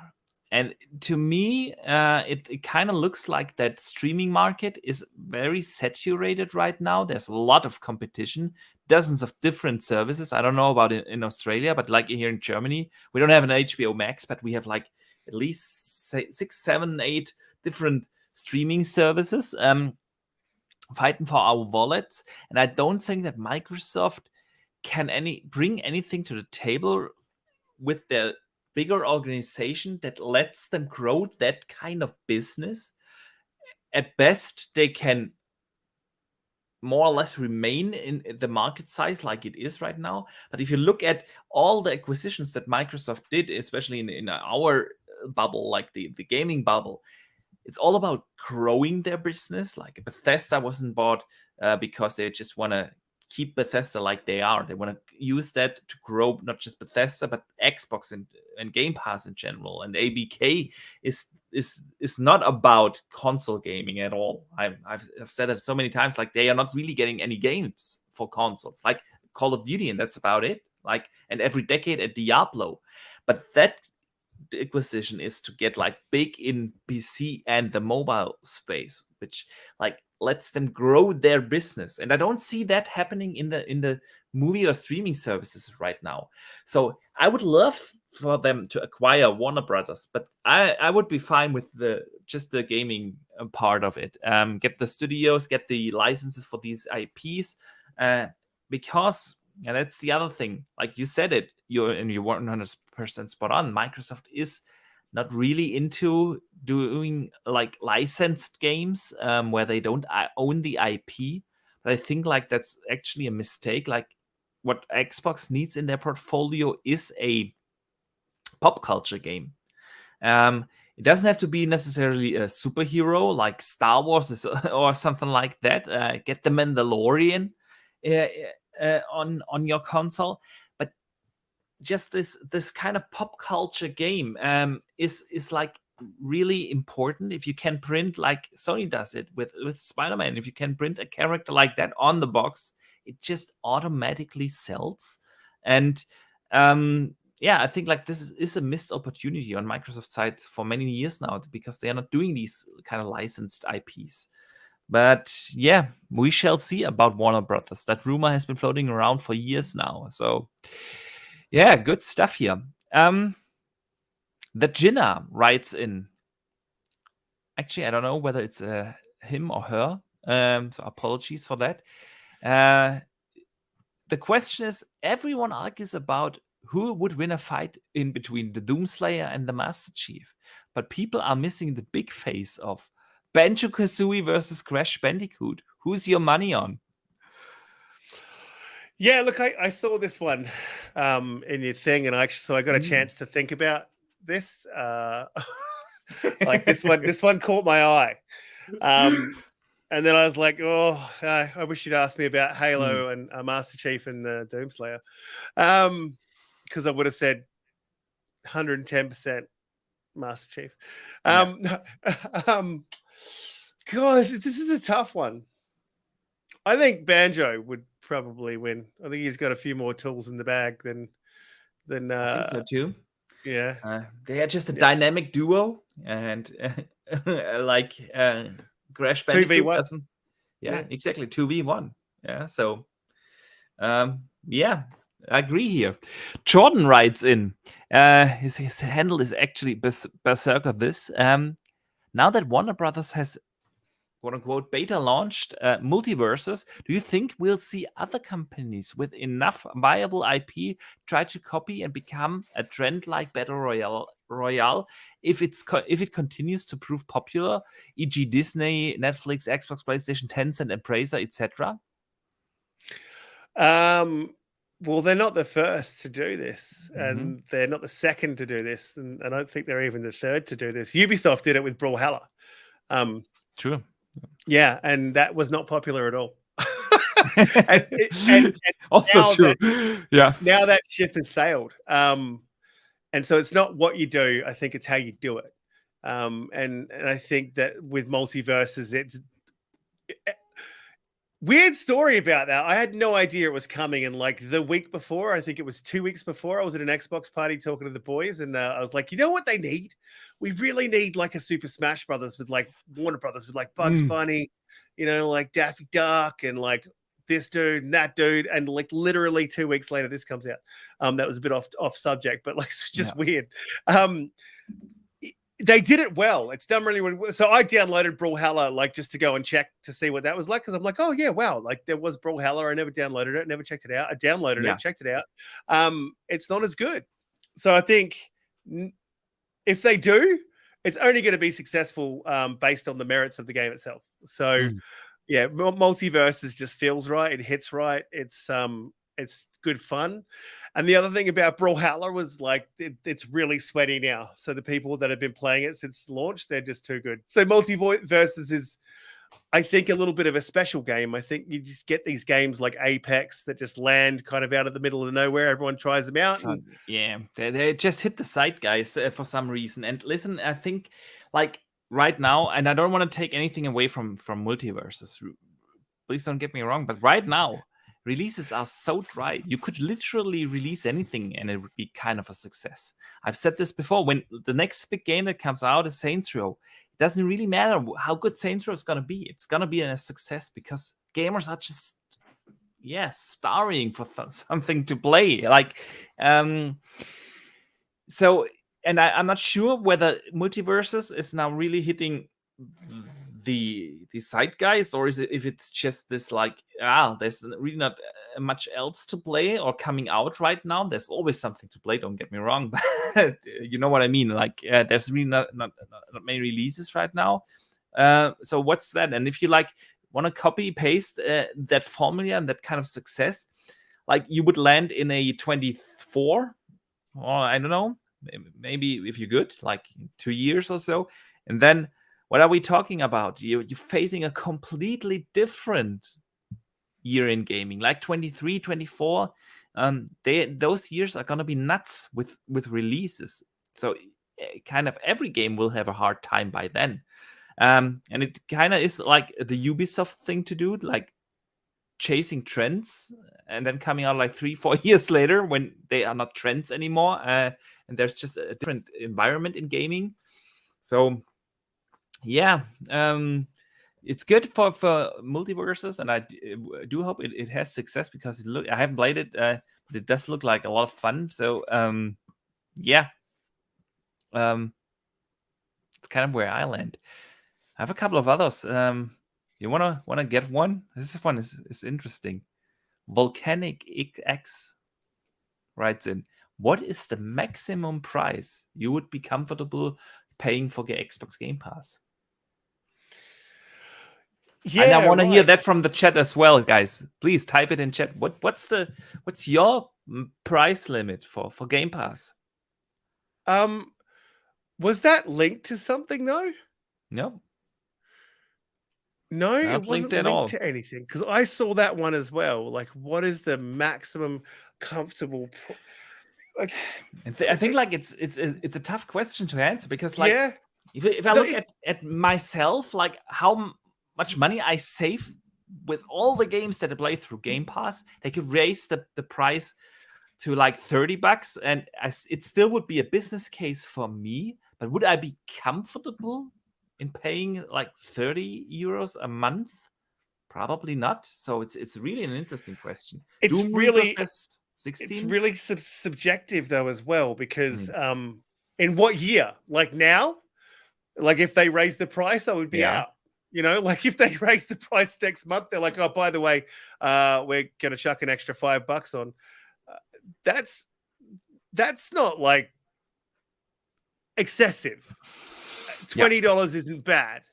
I would be comfortable paying that when I'm getting a steady flow of titles in. They don't even need to be first party. They just need to be a steady flow of titles that are, you know, it could be third party, on a maybe bigger scale. 6-month-old AAAs that, you know, like Guardians of the Galaxy was a good example. If there was a steady flow of that, like monthly coming in, yeah, man, absolutely. I'd be happy paying 20, maybe 25.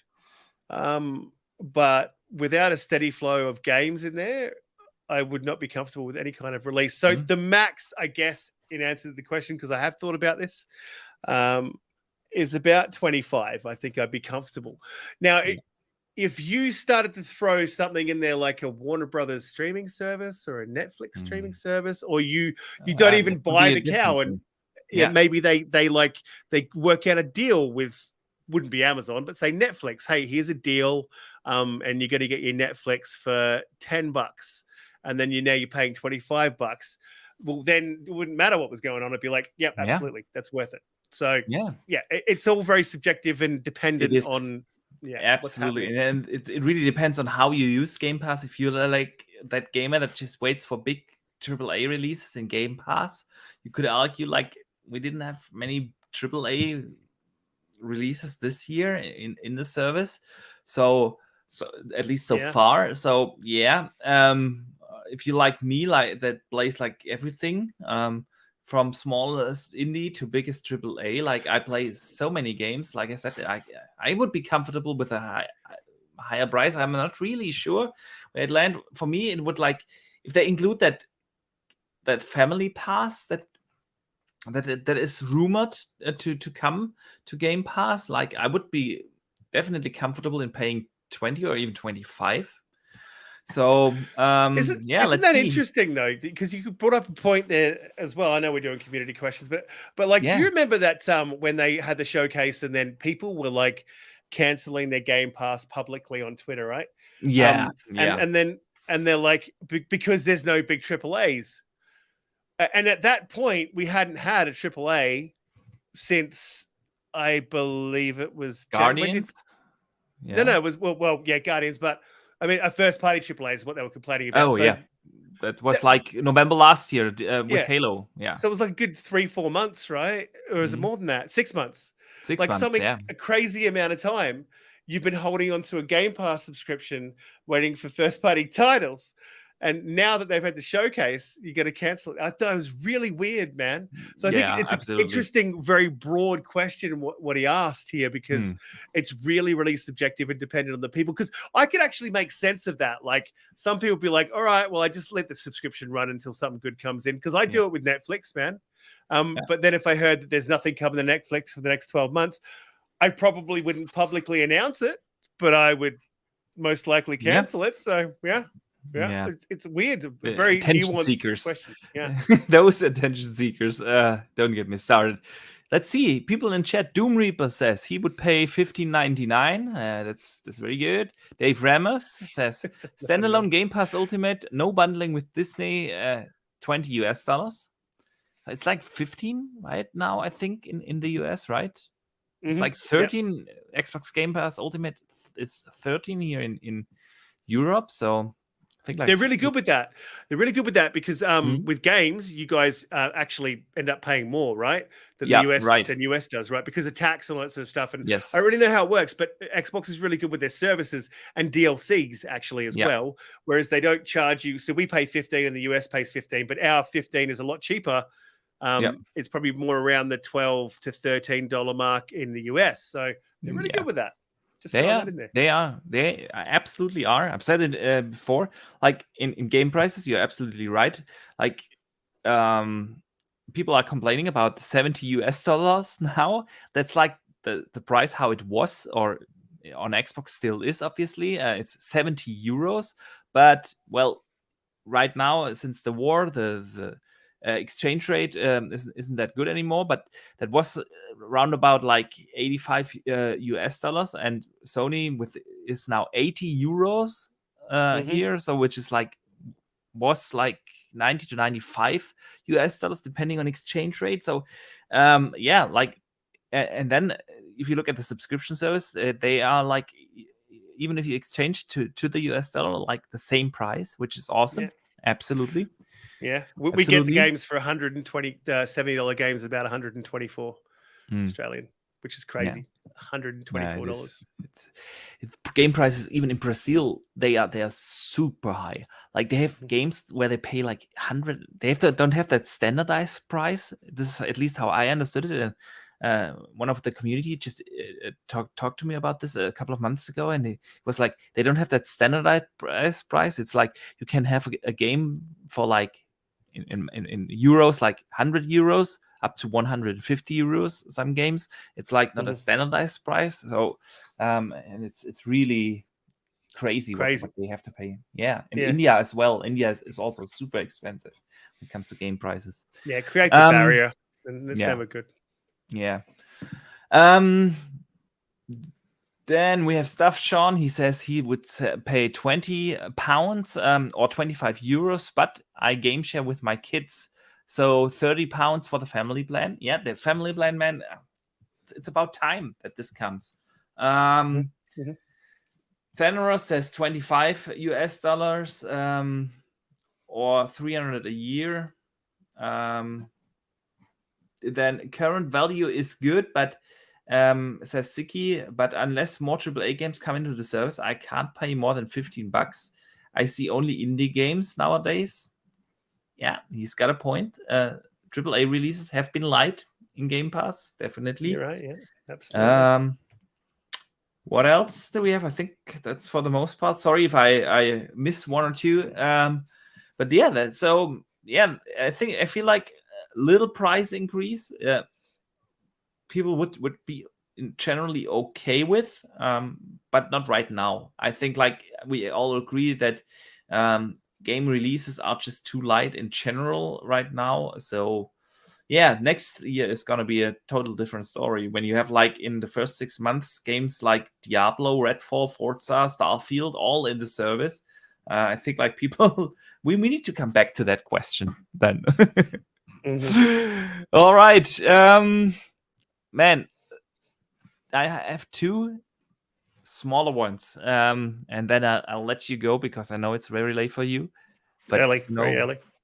If you have like very early, but if conversations are just awesome, the time just flies. So Sofa Rocco writes in, I think he's from Austria. Now with my rewards being available in Austria, will we also get Xbox rewards? Yeah, I wasn't actually aware that the rewards program isn't available in all the service in all the countries that Xbox is available in. So like it's region locked basically. What do you think? Is Xbox working on that? I mean, I find it weird that you're in Germany and he's in Austria, and you got it, but he didn't got it. That's so weird. It must be some sort of governmental regulation type thing. I don't think so. Honestly, I hear that every time, but Microsoft is just so poor in their localization. Like there is, for instance, there are like countries where you can't pay in the store in the Xbox store with your credit card. You have to buy like a gift card or such, pay in the store. And on PlayStation you can do stuff like that. Honestly, I don't think that these kind of things have to do something with like local laws. It's just poor localization from Xbox side. Yeah. Well, look, I hope they do, man. And one other thing, I'll throw a complaint in there because I love calling out Xbox when I'll call out Xbox when they do something I don't like, and that's often at the moment. But one thing that they do is that Americans get a much better reward tiles and system. They get more tiles, they get more points than we do in Australia, and I think that that's unfair. I think it should be standardized across all countries, and I think all countries should have access to it. And I also think, and while I'm at it, just imagine if Phil Spencer was standing in front of me. And Phil, I also think that you should give these guys in Austria at least 100,000 points, just because they haven't had it for so long. There you go. Straight up. There you go. Yeah, man. It is like it is. Unfortunately, it's one of the weaknesses that Xbox definitely has is this localization issue, and some customers just feel like second-class customers because of it. I also want to mention stuff. Sean says in chat they have launched a rewards program for way more countries. 2 days ago, I know it was like this is where his question came from. It's not the Xbox rewards program though. It's the Microsoft rewards program, and his question was actually if that also now will extend to Xbox, that Xbox is included then in this Microsoft rewards program. So, however, though you should be able to use those rewards to purchase things from Microsoft, which would be games. So if you and on top of that, I'll also add to you that they're very, very closely linked. I don't know if you have, I don't know if he's looked into it. I forget the guy's name. If you have looked into it, mate. Sofa Rocker. They're very closely linked, and so a lot of the rewards that you get are from doing things that you do on the internet. You just do them through your Xbox. You know, you probably pick up maybe. You would pick up 150, 60 points, 70, 70 a day-ish from the actual Xbox, and the rest of it is kind of done on the internet. So you won't miss out on a hell of a lot. So I would say to you, just go in and do the little quizzes and the things that they're offering you within the rewards program within the internet, and then you'll be able to buy things from the Xbox store, I'm sure, through your rewards points. Absolutely. Yeah, man. Listen, I know it's early for you, but it's been a blast. So thank you so much for coming on. We are above 2 hours, which is just tells you, okay, we just had a great conversation here today, and we most certainly did. So in case people are not following you, click in the description down below. Find his Twitter, his YouTube channel. Definitely check out the Xbox Infinite podcast. It's a very unique podcast. Seriously, I mean it. Check it out. It's not just you guys have a great, well, what's the proper English word? Flow. You just connect. But with your panel, like Doom Cutie, people don't have that many women on podcasts, and I really highly recommend it. It's a great conversation you guys have each and every week there. Definitely check it out and let people know what they can expect on the channel. Well, like you said, we do have a really good flow, and that's mostly because we all kind of hang out outside of the podcast. So we know each other like all fairly well. So you get a little bit of the flavor of what you would get out of an Xbox party. I try to keep that under control a little bit too. And we do discuss like the news, speculations, a lot of the stuff that you do, Box. But yeah, the guys, we all get along and we have a great time. So absolutely, and we enjoy doing our podcast.